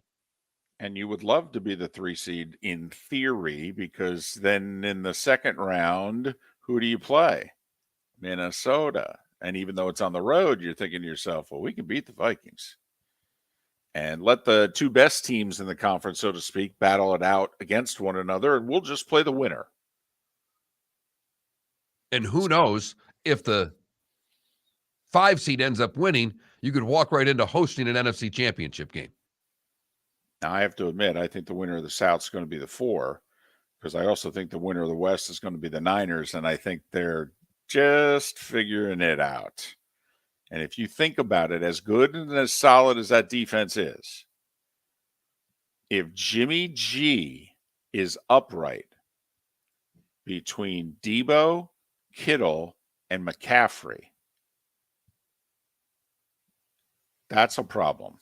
Back-to-back weeks, Dolphins and Bucks at home for the Niners. We'll find out everything right there about everybody that we're talking about in that quick little 7-day span. For those that are leaving us, we wish you and your family a great Thanksgiving holiday. A reminder, we will be back on Friday, 6 a.m. Got Best a lot of of football tomorrow. Yes. Now, that's if, you actually think Miller and Moulton have a best of, and we could debate that, but we only have 4 seconds left. The bonus hour is next. Golfers, are you bored of the same old driving range warm-up routine that's not getting you the results that you want on the course? Power up your golf swing by adding resistance bands to your range sessions with the Orange Whip Golf's Power Strap Kit. Featuring band attachments to your feet and hips, Power Strap resistance training will boost club head speed, increase power, improve flexibility, all with just a few swings. Buy a Power Strap Kit today. Go to orangewhipgolf.com and use code Miller10 to receive an additional 10% off the already great price of $119. David Moulton for Napa Auto Parts, and Napa Filters. Insist on Napa filters for your vehicles, or if you're a do-it-yourselfer, only buy Napa filters. Napa has a filter for almost anything on earth that moves, whether it's motorcycles, foreign and domestic cars, vans, SUVs, earth-moving equipment. You get the idea. Napa Auto Parts, Napa filters. Insist on them for your vehicles, or if you're do-it-yourselfer, only buy Napa filters. Yeah. Hi. Excuse me. Hey, the line starts back here. Ma'am, if your party's not here, you're going to have to go around again. If you had the opportunity to avoid all this, wouldn't you? Salt Live is the official transportation provider of the Miller and Moulton Morning Show, making your trip to and from the airport seamless and stress-free. Salt Live is supported with the help of local partners like the Bayfront Inn. Gather your family and friends and enjoy a leisurely day on the water with a pontoon or deck boat. If you prefer to explore the waterways without a motor, the Bayfront has canoes, standboards, and kayaks. At the end of your journey, enjoy lunch or dinner at the Bamboo Tropical Bar and Grill. The Bayfront Inn, something for everyone on 5th Avenue in downtown Naples. BayfrontInNaples.com. When you need a ride, book with Salt Live Transportation, 308-8686, or book on saltlivetransportation.com. Don't miss the Miami Dolphins watch party every Sunday at the Seaside Bar and Grill in Bonita Springs. Presented by Clutch Vodka. The Seaside will be serving Clutch Vodka drinks, including the awesome Bloody Mary bar at the Seaside. If you can't be at Hard Rock Stadium, come have fun at the best place in town to watch the Dolphins and enjoy the best, clean, crisp, smoothest vodka. That's Clutch with a K. Miami Dolphins parties every week at the Seaside Bar and Grill on Old 41 in Bonita Springs. Powered by Clutch Vodka. Mark Miller for SWFL Golf Carts or online, flgolfcarts.com. If you're looking for a golf cart, an e-bike, or an e-motorcycle, go visit Alex and the gang at SWFL Golf Carts. flgolfcarts.com online. Check out their whole inventory. If you're looking for a custom cart, they can take care of you. 2-seater, 4-seater, 6-seater, they've got you covered. E-bikes, nobody better for value and service. E-motorcycles, check them out. Again, flgolfcarts.com. flgolfcarts.com. You were listening to Miller and Moulton on the Florida Sports Network.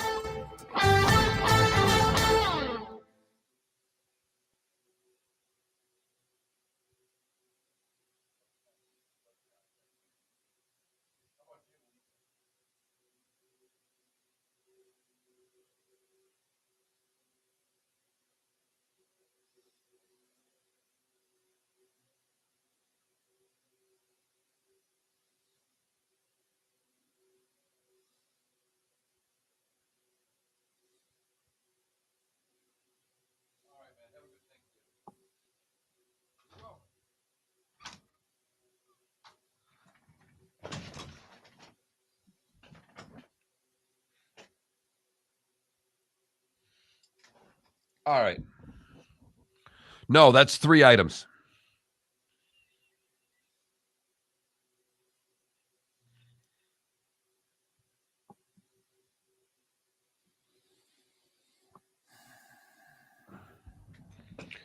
I texted him. He answered me at 8:50 that he was available. That doesn't do us any good. Well, yeah, and he said something about he's been having issues with his phone. And I said, and I will say, you know, he hadn't missed a segment in 5 years. And I said to him, I go, well, then we needed to know that beforehand so we could have done it via link. And I said, listen, you know, personally, you know, our regard for you. I go, but this segment has become unreliable. My gut feeling at this moment is I'm canceling you for the rest of the year. I'm done. Can't do it. We're not getting that many. At this point, it's late. It's playoffs. There's not many people interested. Done. Can't play that game. It's 8:30. It's a pretty big segment. When you're promoting it, you sound foolish.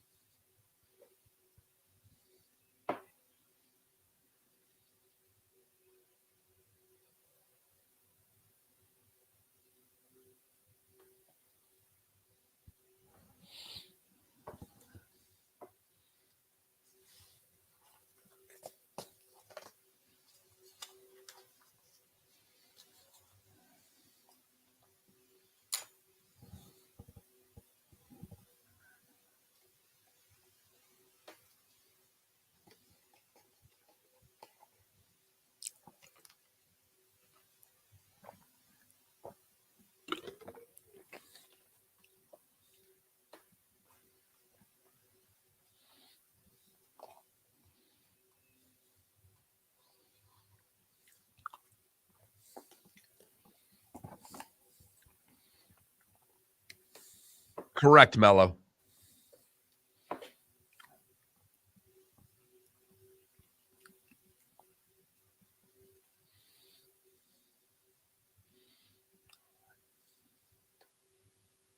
$30 seconds.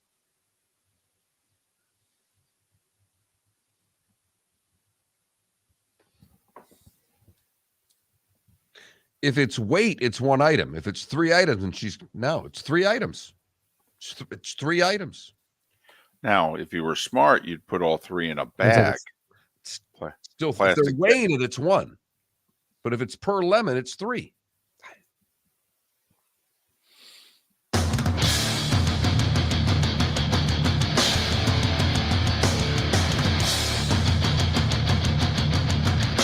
You are listening to Miller and Moulton, exclusively on the Florida Sports Network. And now here's Mark Miller and David Moulton. It is the bonus hour on this day before Thanksgiving as we get over the hump together. Hope your week's gone well. A little different week this week. More time with friends and family than you normally have. Many of you may be traveling today. Be safe. Good luck. Stay patient. Man, tough day to travel. Whoo-wee. Busy everywhere. Doesn't matter the time either. And down here, you know it. It's busy down here right now. I had to venture out yesterday, David. You know how much I like to leave the neighborhood. And by how much, that's not at all. I would just as soon stay. I would just soon get home at 10:05 and not have to leave the house again. There's a lot of people out. Mm-hmm. There are a lot of people out. So that airport is a hopping this weekend. A hopping. And by this weekend, I mean it started last night. Yes. Well, and the other 2 airports are hopping too, where the rich people land. Right. This and around Christmas when you see, that Naples airport when the G5s are stacked up like Ford Tauruses. Yep. Yes, I've learned over the years this is a place where now there are many people in Southwest Florida who do head north. They've even arrived sometime mid-October or November 1st, but many then also head north to go back to the family that they've left for the weather and taxes. And then they come quickly back on Sunday. But there are some that have already made their way here, and they say to their family, no, if you want to do Thanksgiving, you could do it where we are. Thank you very much. Pull rank, basically, Mark, is what they do. Between age and wealth, they just pull rank. And now I feel as if, I finally feel like I'm doing that, because that's what I've done with Thanksgiving now. I'm not going anywhere. Mom, you want to come over? We're having it here. Because my mom tried for a moment to have it at her house, and I pulled rank. I said, your house isn't big enough. There's 12 of us going to be here potentially. No, we're doing it here. I like the home game, David.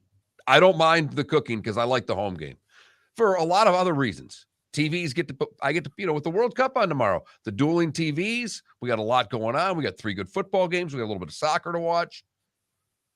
Yeah, Mark, I am so a fish out of water tomorrow.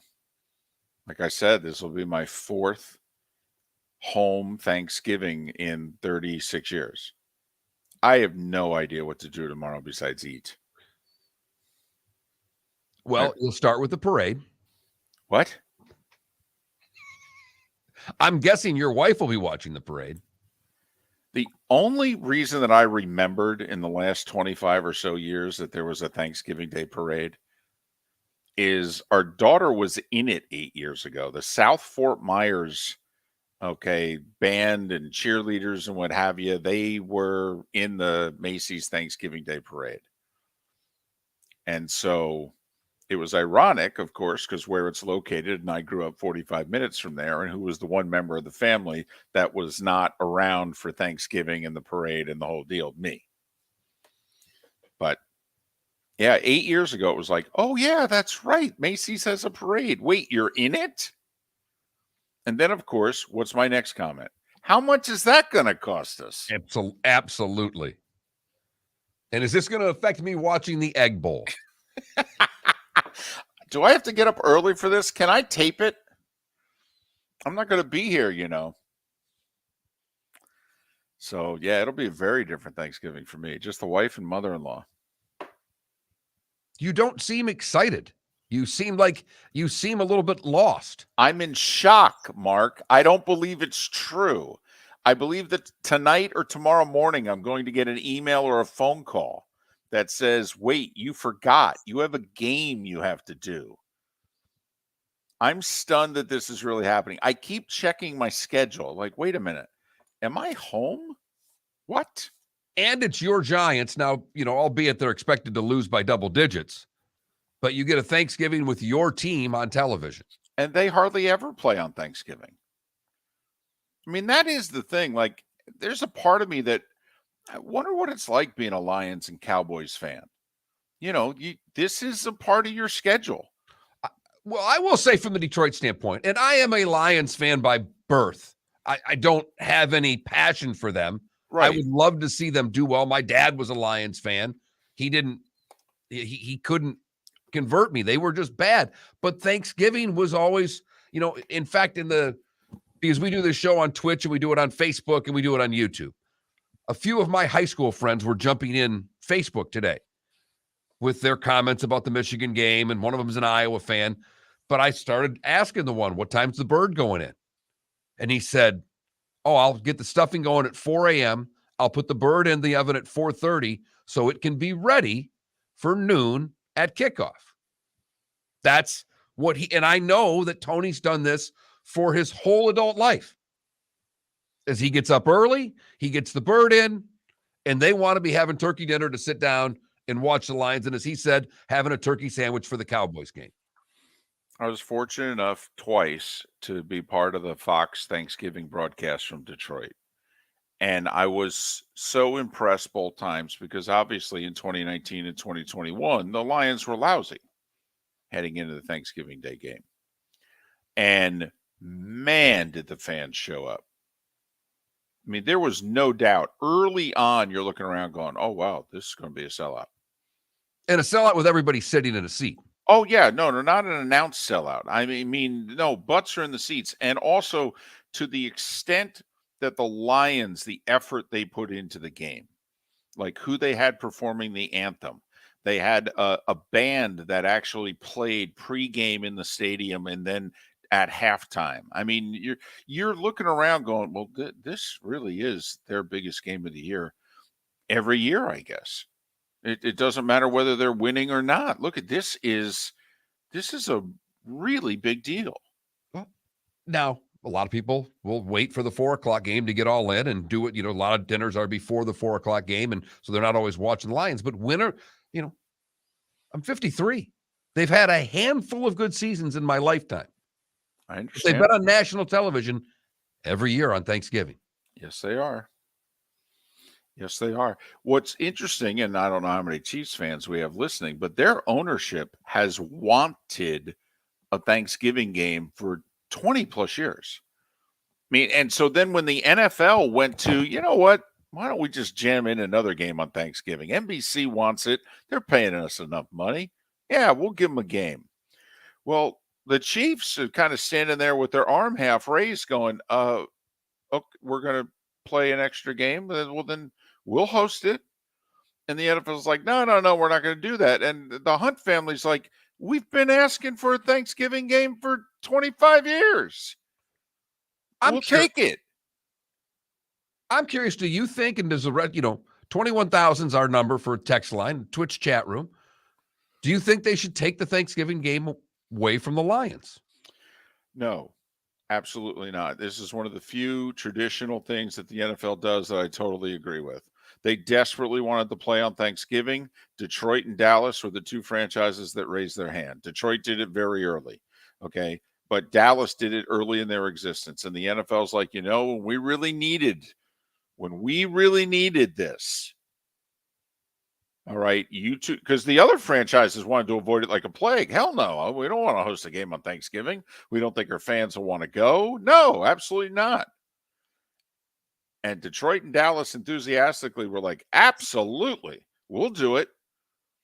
And so the NFL 50 plus years later is like, well, you guys were there when we needed you.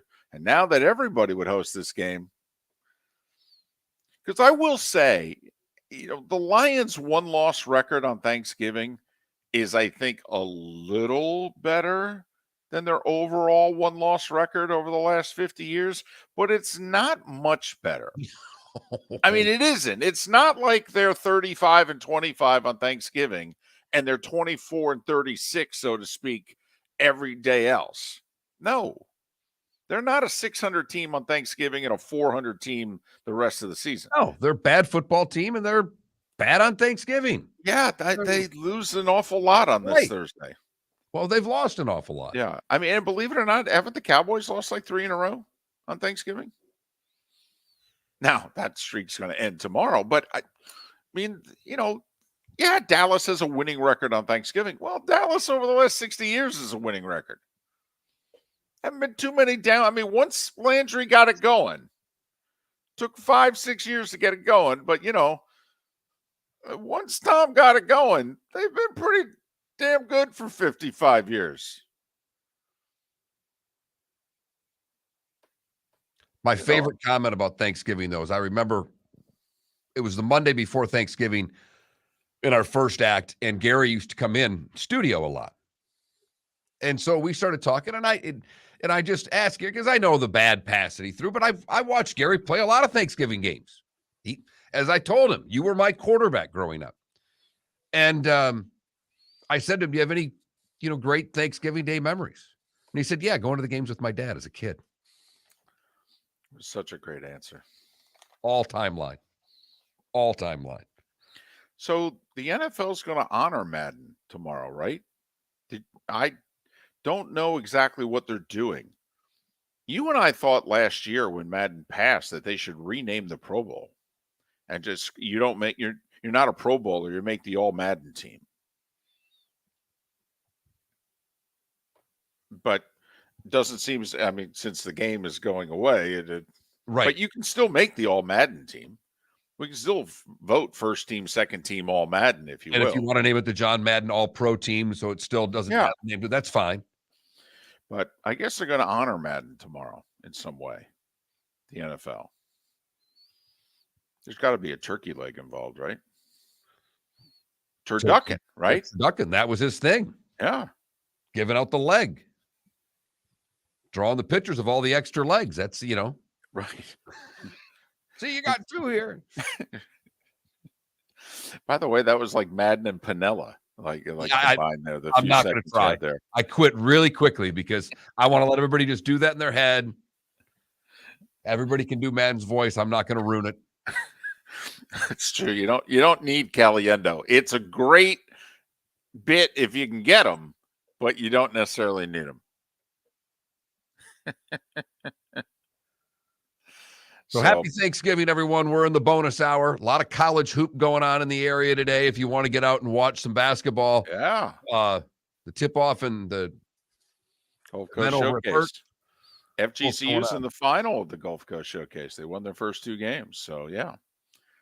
Miller and Moulton. Thanks for being with us here on the Florida Sports Network.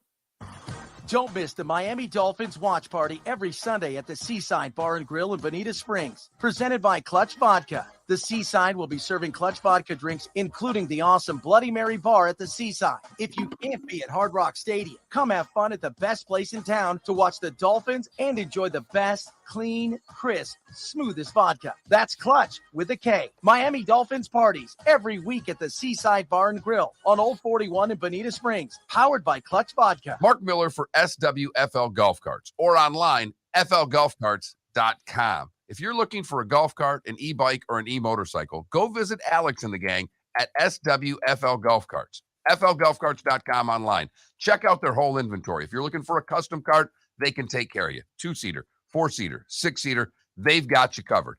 E-bikes, nobody better for value and service. E-motorcycles, check them out. Again, flgolfcarts.com. flgolfcarts.com. Ladies and gentlemen, once again. Hi. Excuse me. Hey, the line starts back here. Ma'am, if your party's not here, you're going to have to go around again. If you had the opportunity to avoid all this, wouldn't you? Salt Live is the official transportation provider of the Miller and Moulton Morning Show, making your trip to and from the airport seamless and stress-free. Salt Live is supported with the help of local partners like the Bayfront Inn. Gather your family and friends and enjoy a leisurely day on the water with a pontoon or deck boat. If you prefer to explore the waterways without a motor, the Bayfront has canoes, standboards, and kayaks. At the end of your journey, enjoy lunch or dinner at the Bamboo Tropical Bar and Grill. The Bayfront Inn, something for everyone on 5th Avenue in downtown Naples. BayfrontInNaples.com. When you need a ride, book with Salt Live Transportation, 308-8686, or book on saltlivetransportation.com.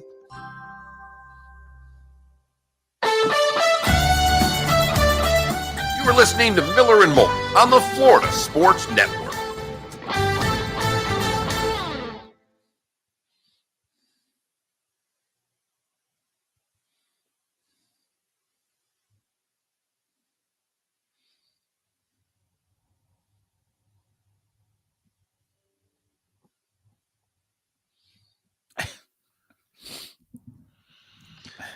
Oh my God. 3-year Letterman just tweeted out the score of the Germany-Japan game, retweeted it and said, trying to win something for the first time since 1914. Whoa!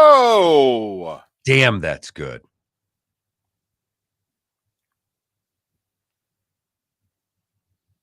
We're back to lemons. It's 1 lemon, 1 item. 3 lemons, 3 items. Because they are they're not by the pound. If you put them all in a bag, you're weighing one thing. I think the bag is the key. No, because you're not weighing it. If there's 10 lemons in there, they still got to type in lemons. It's 10 items. Well, hold on. If it's 69 cents a pound, you could They're just not take by the pound. Lemons are never by the pound. They're by the item. I'm with you. If you put a bag of potatoes and it's by the pound, it's different. Right. Okay. But it's per lemon.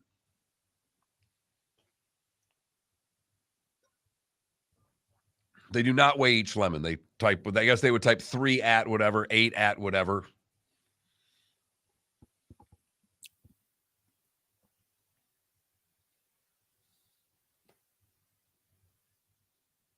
Correct, KW. You are right.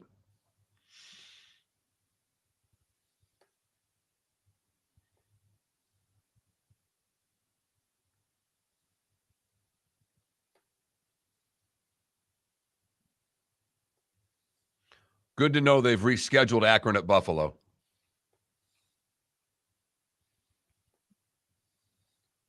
What do you got here? Anything?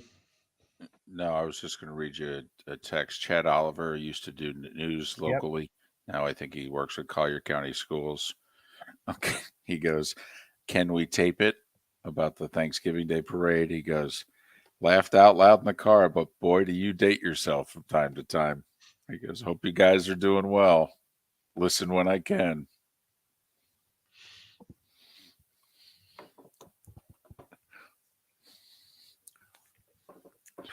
Actually, Chris, I think we're pretty consistent with this one. Okay. I don't think we're adding layers of government to this. I think we're being consistent. The key word is items. And it's how the store defines an item. If a sack of potatoes is all wrapped in a thing, that's the store saying this is one item. If the store is saying you pay by the lemon, then every lemon is an item. That's not Miller and Moulton's doing here. It's the store's doing. We're playing by their rules. Your lemons and limes are a per item basis. I'm sorry.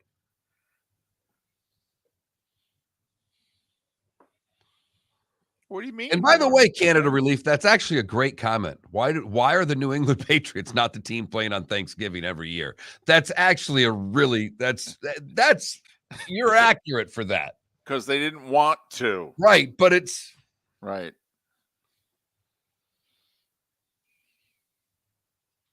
And Plymouth Rock is the most overrated thing I've ever seen in my life. Ever.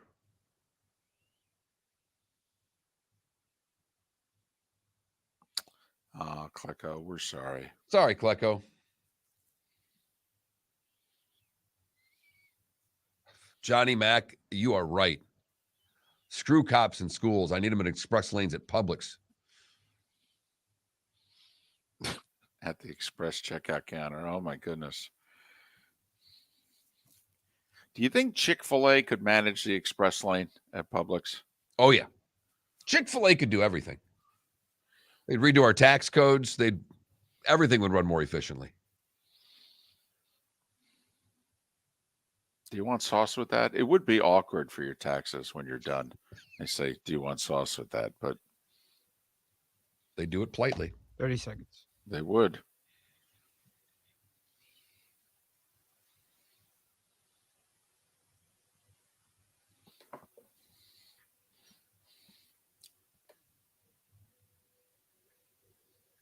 Off the post. Come on. Oh, really? Still 1-0. Germany will come back.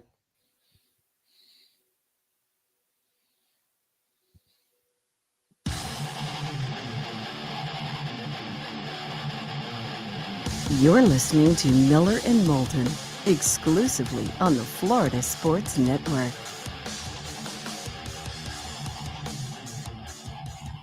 "21 minutes after the hour, Miller and Moulton, Florida Sports Network, floridasportsnetwork.com. Thanks so much for being with us. Have a safe and happy holiday, whether it's just 24 to 36 hours, or if in fact you don't have anything going on Friday and this is a nice 4.5 dayer for you. And if so, all right. No school today, right? No school all week. They get the whole week off now. Wow. It's good to be a kid. I'm a little surprised they didn't alter that after Ian. There's a few of us that had those same thoughts, but no, they basically took two or three of the half days, made them full days, and said, that'll be enough, guys. Wow. Huh. I think they figured because plans have already been made and that sort of deal, and it would. David. Okay, sorry. Sore subject. Don't know. My bad. And I know we'll talk about this a little bit on Friday, but for those that may not be with us on Friday, you know, it's a holiday weekend after all. All our patterns are going to be different. You have any concern about the Noles on Friday? Yeah, it's a rivalry game. And Florida's A game's good.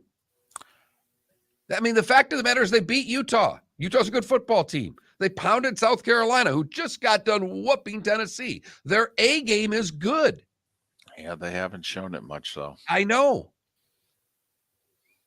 But if they get the run, we've talked about Michigan playing from behind, and we've talked about a few other games. Can they get behind and play? Well, Florida can't get behind.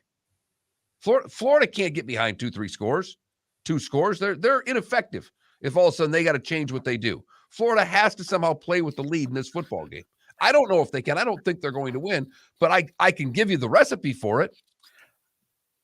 Yeah, and I think by now we all know the recipe, and we all know what really good Florida looks like this year. But they'd have to have all of it at the same time for most of 60 minutes to win this game. And after 11 games, hasn't a team really shown you who they are? Oh, yes.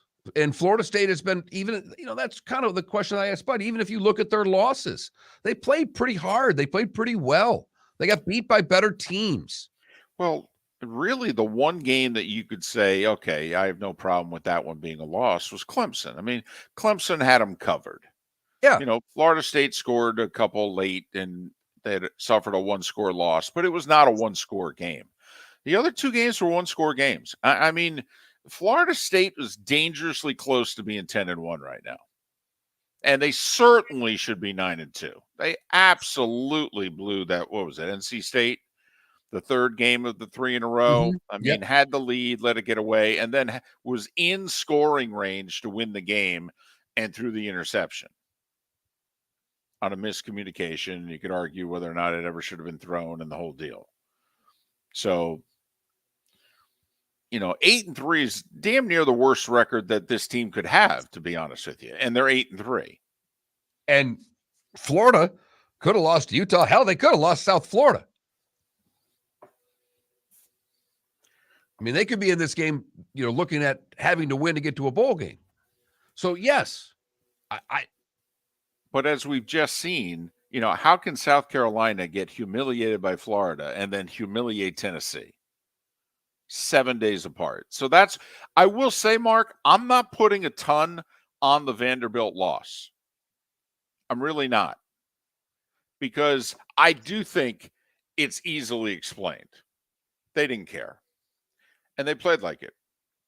Even though they moved the ball a lot, they didn't have their head in the game. They made so many mental and physical mistakes in that game. It was clear that they were, and you can put that on Napier and his staff too, by the way.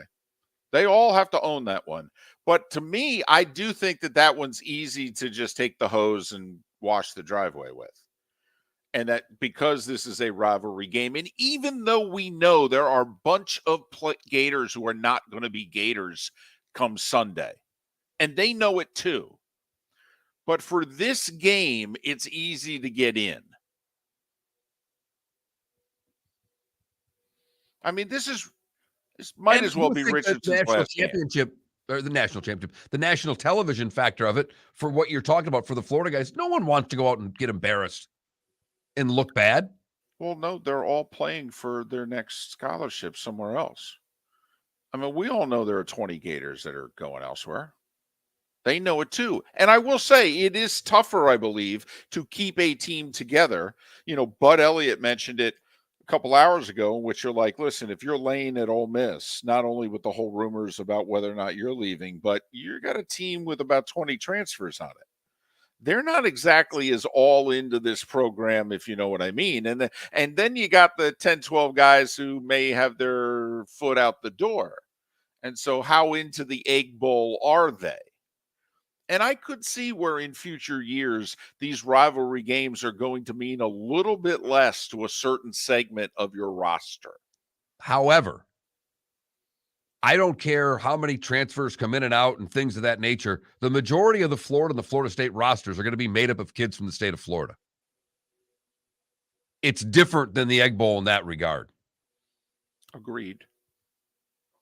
Even if they're leaving, they know the guy on the other side. It's not the first time they've played against him. And I understand Florida played much better competition last week. But, both teams basically, last week, the Vanderbilt game meant nothing to Florida, but like the game meant anything to Florida State last week. They played Louisiana, not Louisiana State. That was a nothing game. It really was. If Florida State had lost it, it would have been a bummer, but Knowles fan would have said, that's okay. If we beat the Gators, we've had a solid year. LSU, Florida State finished second in our division. We're clearly on our way back. We're going to be a top 20 team in the country preseason next year, maybe even higher if everybody stays. Okay. And what did Florida State do? Covered by the end of the first quarter, basically. Yeah, they showed up, and so it's why it's difficult for me. I get Florida's a game and it's a rivalry and anything can happen. Richardson's dangerous. The defense every now and then is opportunistic. They're also missing their leading tackler and best defensive player for the first half of the game. Miller's suspended, for the first half. I think targeting against Vandy, he's out. He ain't playing the first half. And Florida State's gotten off to really good starts lately. The other thing for Florida that I don't like, besides your inconsistency, your strength is running the ball. Well, that's Florida State's strength defensively. Even Bud Elliott has said, if you're going to get the Knowles now, you got to throw it on them. That's not Richardson and the Gators' strength. Now, he threw for a bunch of yards last week. But I just don't think this is a good fit and a good matchup at this time for Napier and the Gators. I think the Knowles win and cover, Mark. Miller and Moulton, as we look forward to Florida, Florida State, and all the rivalry games. But Friday night, probably a one and done for Friday night. Right. But even Graham Hall on the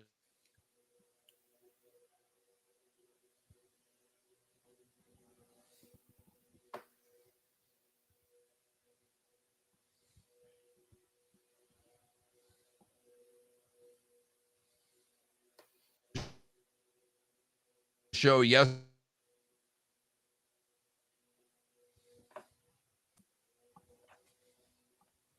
When we come back, the good, the bad, and the ugly. Today was the day when. All that kind of stuff still going on. What's on tap, and a few final thoughts as we wrap it up for a Wednesday. Again, no show tomorrow, but we will be back on Friday for a show. Miller and Moulton, thanks so much for listening. Happy Thanksgiving. The good, the bad, and the ugly on the other side right here on the Florida Sports Network. David Moulton for Napa, Napa Auto Parts, and Napa Filters. Insist on Napa filters for your vehicles, or if you're a do-it-yourselfer, only buy Napa filters. Napa has a filter for almost anything on earth that moves, whether it's motorcycles, foreign and domestic cars, vans, SUVs, earth-moving equipment. You get the idea. Napa Auto Parts, Napa filters inst on them for your vehicles, or if you're do-it-yourselfer, only buy Napa filters. Yeah. Hi. Excuse me. Hey, the line starts back here. Ma'am, if your party's not here, you're going to have to go around again. If you had the opportunity to avoid all this, wouldn't you? Salt Live is the official transportation provider of the Miller and Moulton Morning Show, making your trip to and from the airport seamless and stress-free. Salt Live is supported with the help of local partners like the Bayfront Inn. Gather your family and friends and enjoy a leisurely day on the water with a pontoon or deck boat. If you prefer to explore the waterways without a motor, the Bayfront has canoes, standboards, and kayaks. At the end of your journey, enjoy lunch or dinner at the Bamboo Tropical Bar and Grill. The Bayfront Inn, something for everyone on 5th Avenue in downtown Naples. BayfrontInNaples.com. When you need a ride, book with Salt Live Transportation, 308-8686, or book on saltlivetransportation.com. Mark Miller for SWFL Golf Carts, or online, flgolfcarts.com. If you're looking for a golf cart, an e-bike, or an e-motorcycle, go visit Alex and the gang at SWFL Golf Carts. flgolfcarts.com online. Check out their whole inventory. If you're looking for a custom cart, they can take care of you. 2-seater, 4-seater, 6-seater, they've got you covered. E-bikes, nobody better for value and service. E-motorcycles, check them out. Again, flgolfcarts.com. flgolfcarts.com. You were listening to Miller and Moulton on the Florida Sports Network.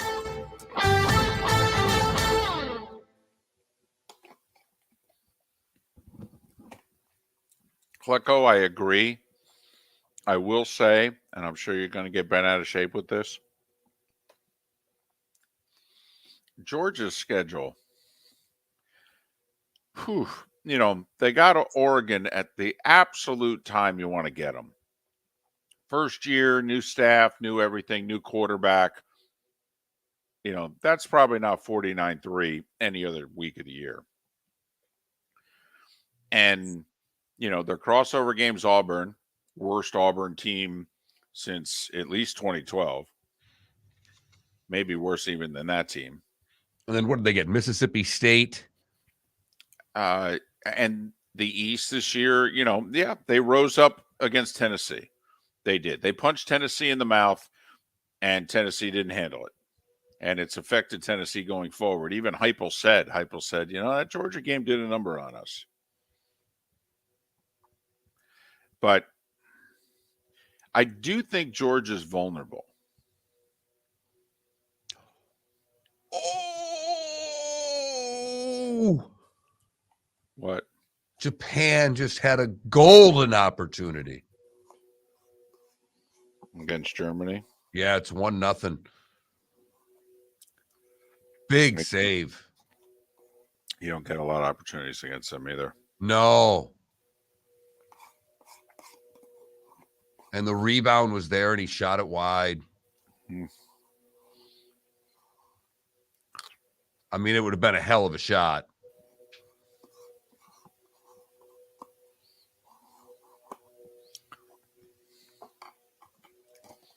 No, Bowers is tremendous. I mean, Bowers is Kelsey. I mean, he really is.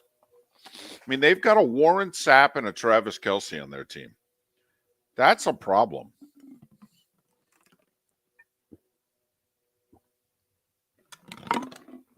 If I'm Bowers, by the way, I ain't playing next year. I'm not. There's no reason for me to risk. I'm a first-round pick. I'm a top 15 pick in the draft. My stock ain't going up. The only thing I can do is I can get hurt and it can go down. I'm going IMG, working out all morning, going to the beach. I'm done.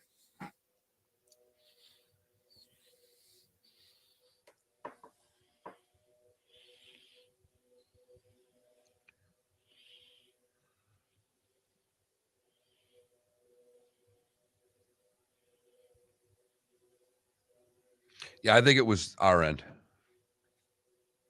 because it did it to me. I think it's this internet here. Oh, wow. Okay.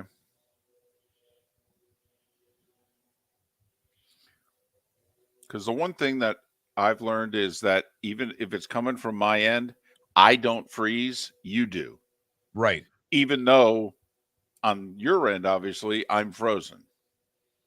Yeah, that was different. The screens went all black. That's never happened before. It's why the dramatic pauses there. I was kind of like, what just happened? Like I thought the whole thing went away. And I'd never seen that. And all the times we've used that, that's never happened. It really caught me off guard.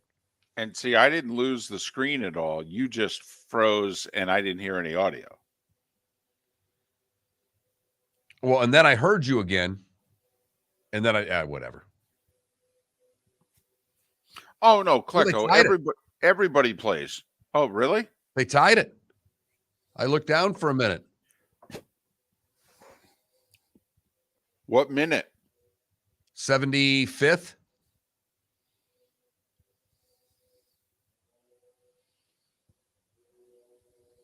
Oh, rebound. It was a Rebound, but still. They just had a great chance right before that. Yeah.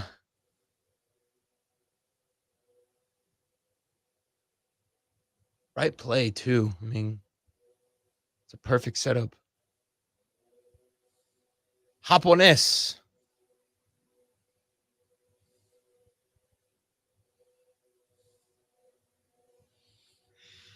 I don't know if the tickets would be that easy for the Bills fan on Thanksgiving, though, Klecko. Got to remember, those tickets were available to everybody, so 15 seconds. I will work a total of 18 hours today. Oh, you got to do straight to FSW? Yep. By the way, is attendance down at that?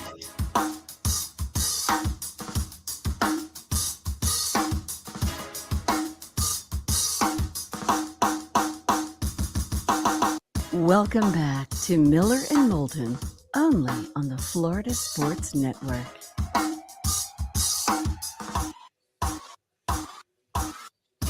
Our final segment before the holiday. We're back Friday.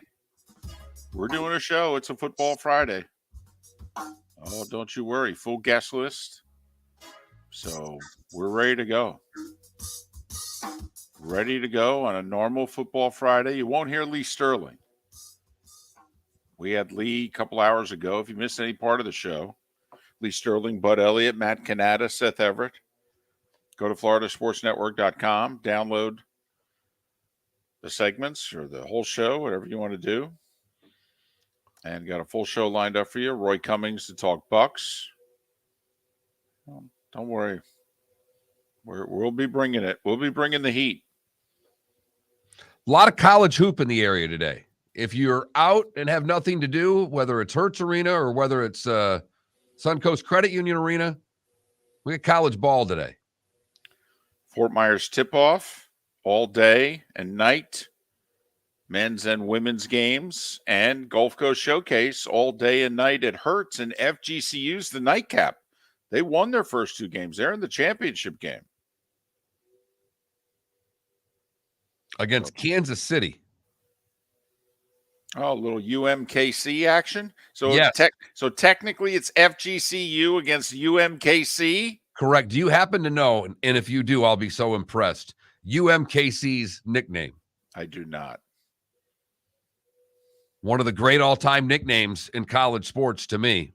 Really? Well, considering they play on this continent and we don't have this animal on this continent, they're the kangaroos. Oh, that's a good one. It's funny. I was going to guess the antelopes. The kangaroos and the Eagles. There I should like be a spread on this game, and I can't find one. Oh, there we go. FGCU's a 5.5-point favorite.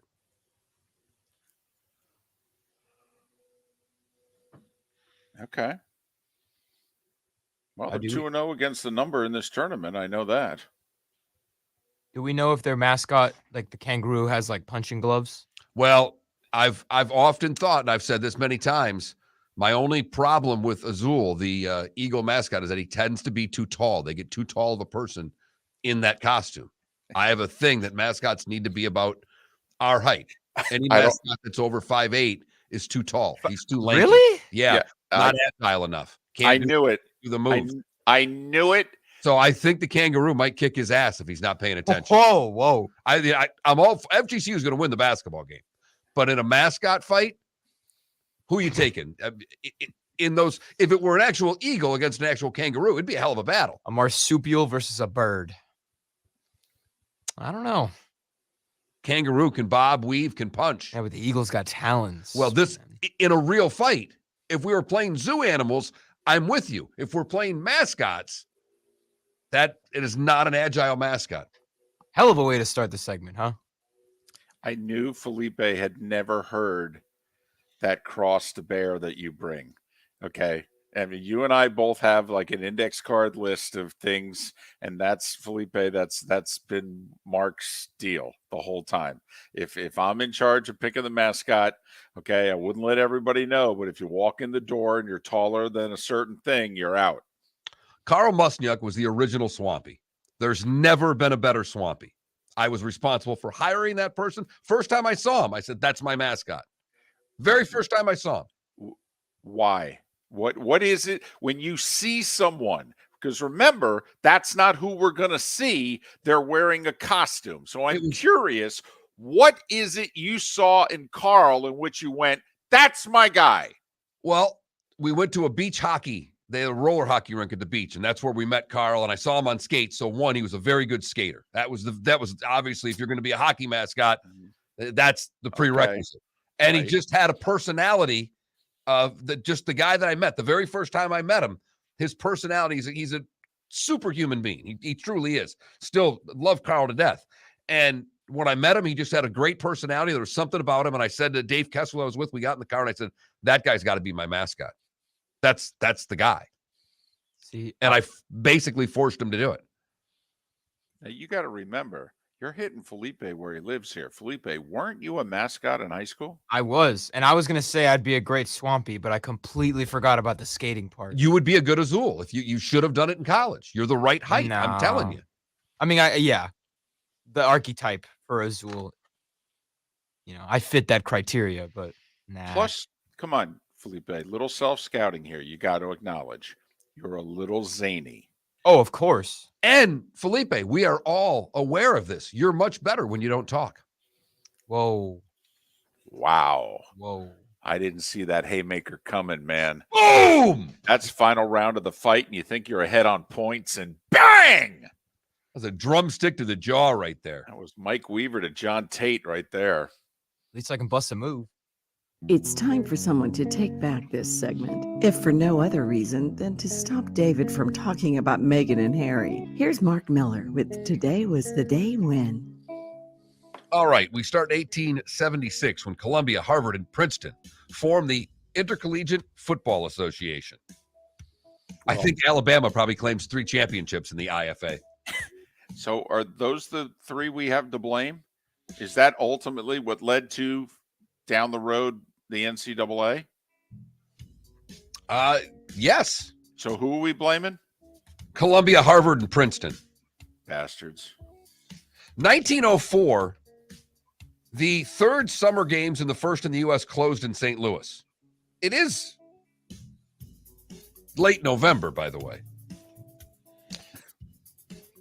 1923, the 10 Commandments premieres in the U.S. 1936, legendary blues musician Robert Johnson's first recording session at the Guttner Hotel in San Antonio, Texas. 1947, Sammy Baugh went off 6 touchdowns that he threw for against the Chicago Cardinals. Which is good because his day job was punting. So then he didn't have to do it.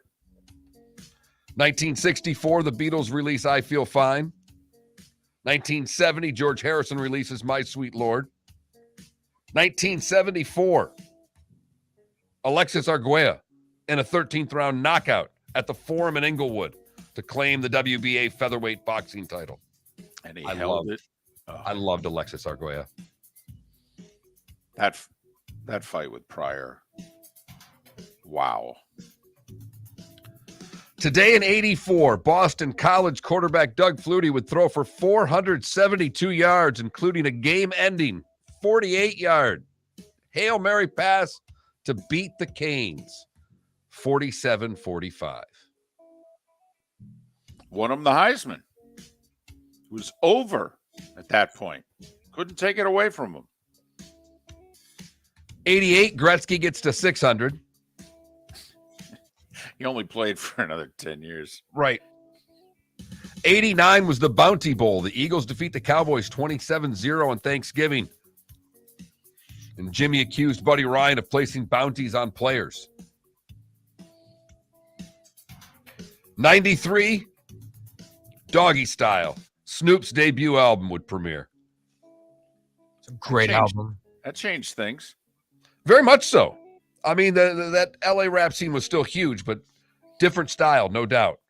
And in 2008, Guns N' Roses released their last album. It only took 8 years in production and cost over $13 million. It was the most expensive rock album ever made. Franklin Pierce, Billy the Kid, Boris Karloff, all born today, as well as Johnny Mandel. You don't know who that is. I just did it for David and I. He's the guy who wrote the MASH theme. Those celebrating birthdays today, Jack McKeon's 92. Bruce Hornsby is 68. Dan Snyder is 58. And Jonathan Papelbon is 42. Miley Cyrus is celebrating her 30th birthday today. Wow. Shout out Jonathan Papelbon. Remember when he danced in the kilt? He was great as an Irish dancer. I mean, he had pretty good closing games there for a while, too. But, I mean, man, when Red Sox won the division the one year, he came back out, okay, had the kilt on and was doing the Irish jig there. It's outstanding. And that's today was a day when. What did I miss, David? It's just a small thing, and it doesn't really exist anymore. So, to mention it really dates me. But the first ever issue of Life was published today, back in 1936. Magazines were a big deal for a long time in our country. Now you have a whole generation going, what the heck are you talking about? But Life was published for the first time today in 36. I got one. Uh-oh. Just real quick. So you know how we have the match now, the golf thing where they do Brady and Rogers and then Tiger DeChambeau. So 4 years ago was the first time they ever did that with Tiger and Phil. Remember that? You remember how that ended? Yeah, Phil won all the holes. Oh, right, but it was like a 22-hole playoff that It was actually bad golf. Right. Yes, it was. Neither one of them could make a putt. They actually had, bogeys on holes in which, that they both bogeyed. I mean, it was not good. Phil did win the money. Yeah, I saw that. I just chose not to put it in. Oh. I didn't think it was worthy. Well, right, because who is Phil Mickelson? It's not that. It's just at this time of year, there's a lot of ending season tennis stuff. Like, to me, the only tennis stuff that matters is a major. The only golf that matters is a major. That's all. By the way, Japan just took the lead. It's 2-1. Whoa! What in the hell is going on? Upset. Saudi Arabia beat Argentina and Japan is leading Germany late.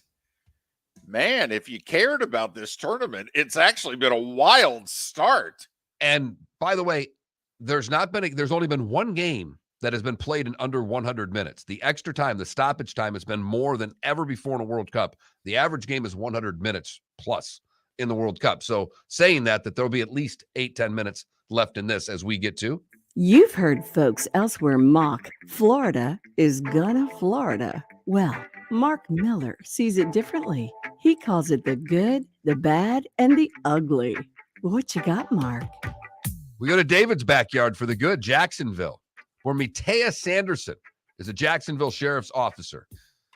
And she was working when a call about an infant at risk.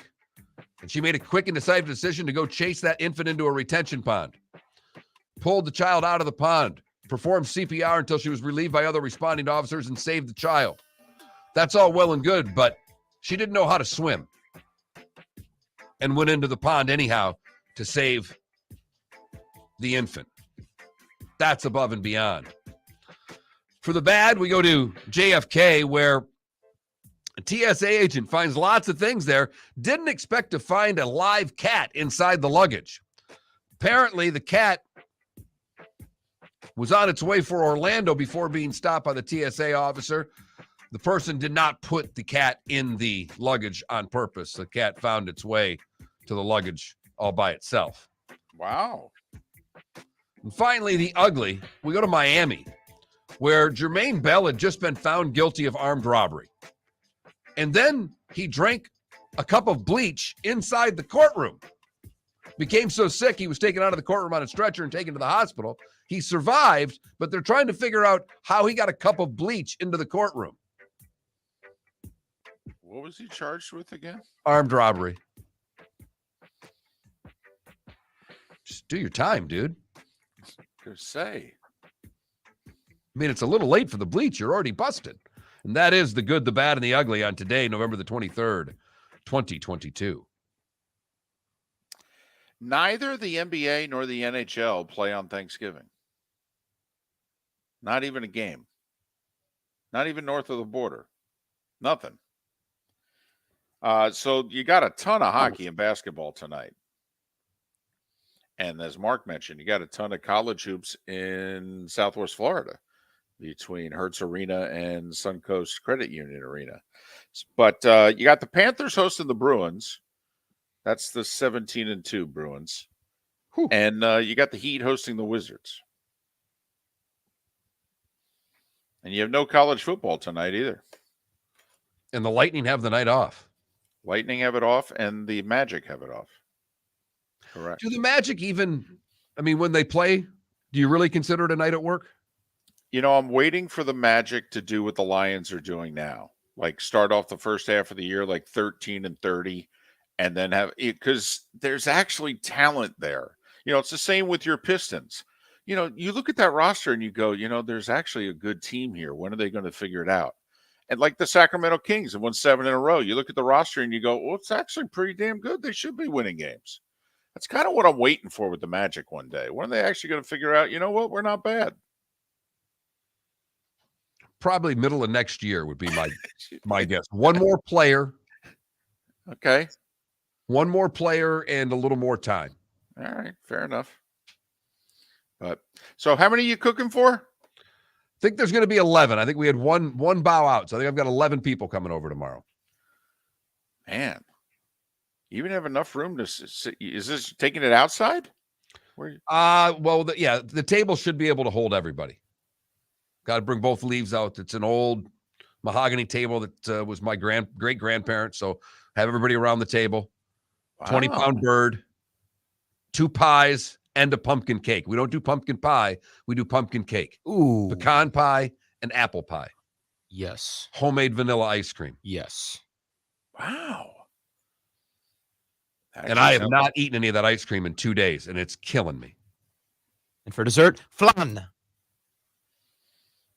You won't make it through tonight. You'll be eating some tonight while you're cooking. There's other things to munch on. I've got myself, and I've got it buried that it's too much work, and I'll be found out by the family. I figured out I've really got to go deep. Everybody have a great Thanksgiving. We'll be back Friday morning, 6 a.m. Be safe, be well, and we'll do this all over again Friday morning. Happy Thanksgiving, everyone.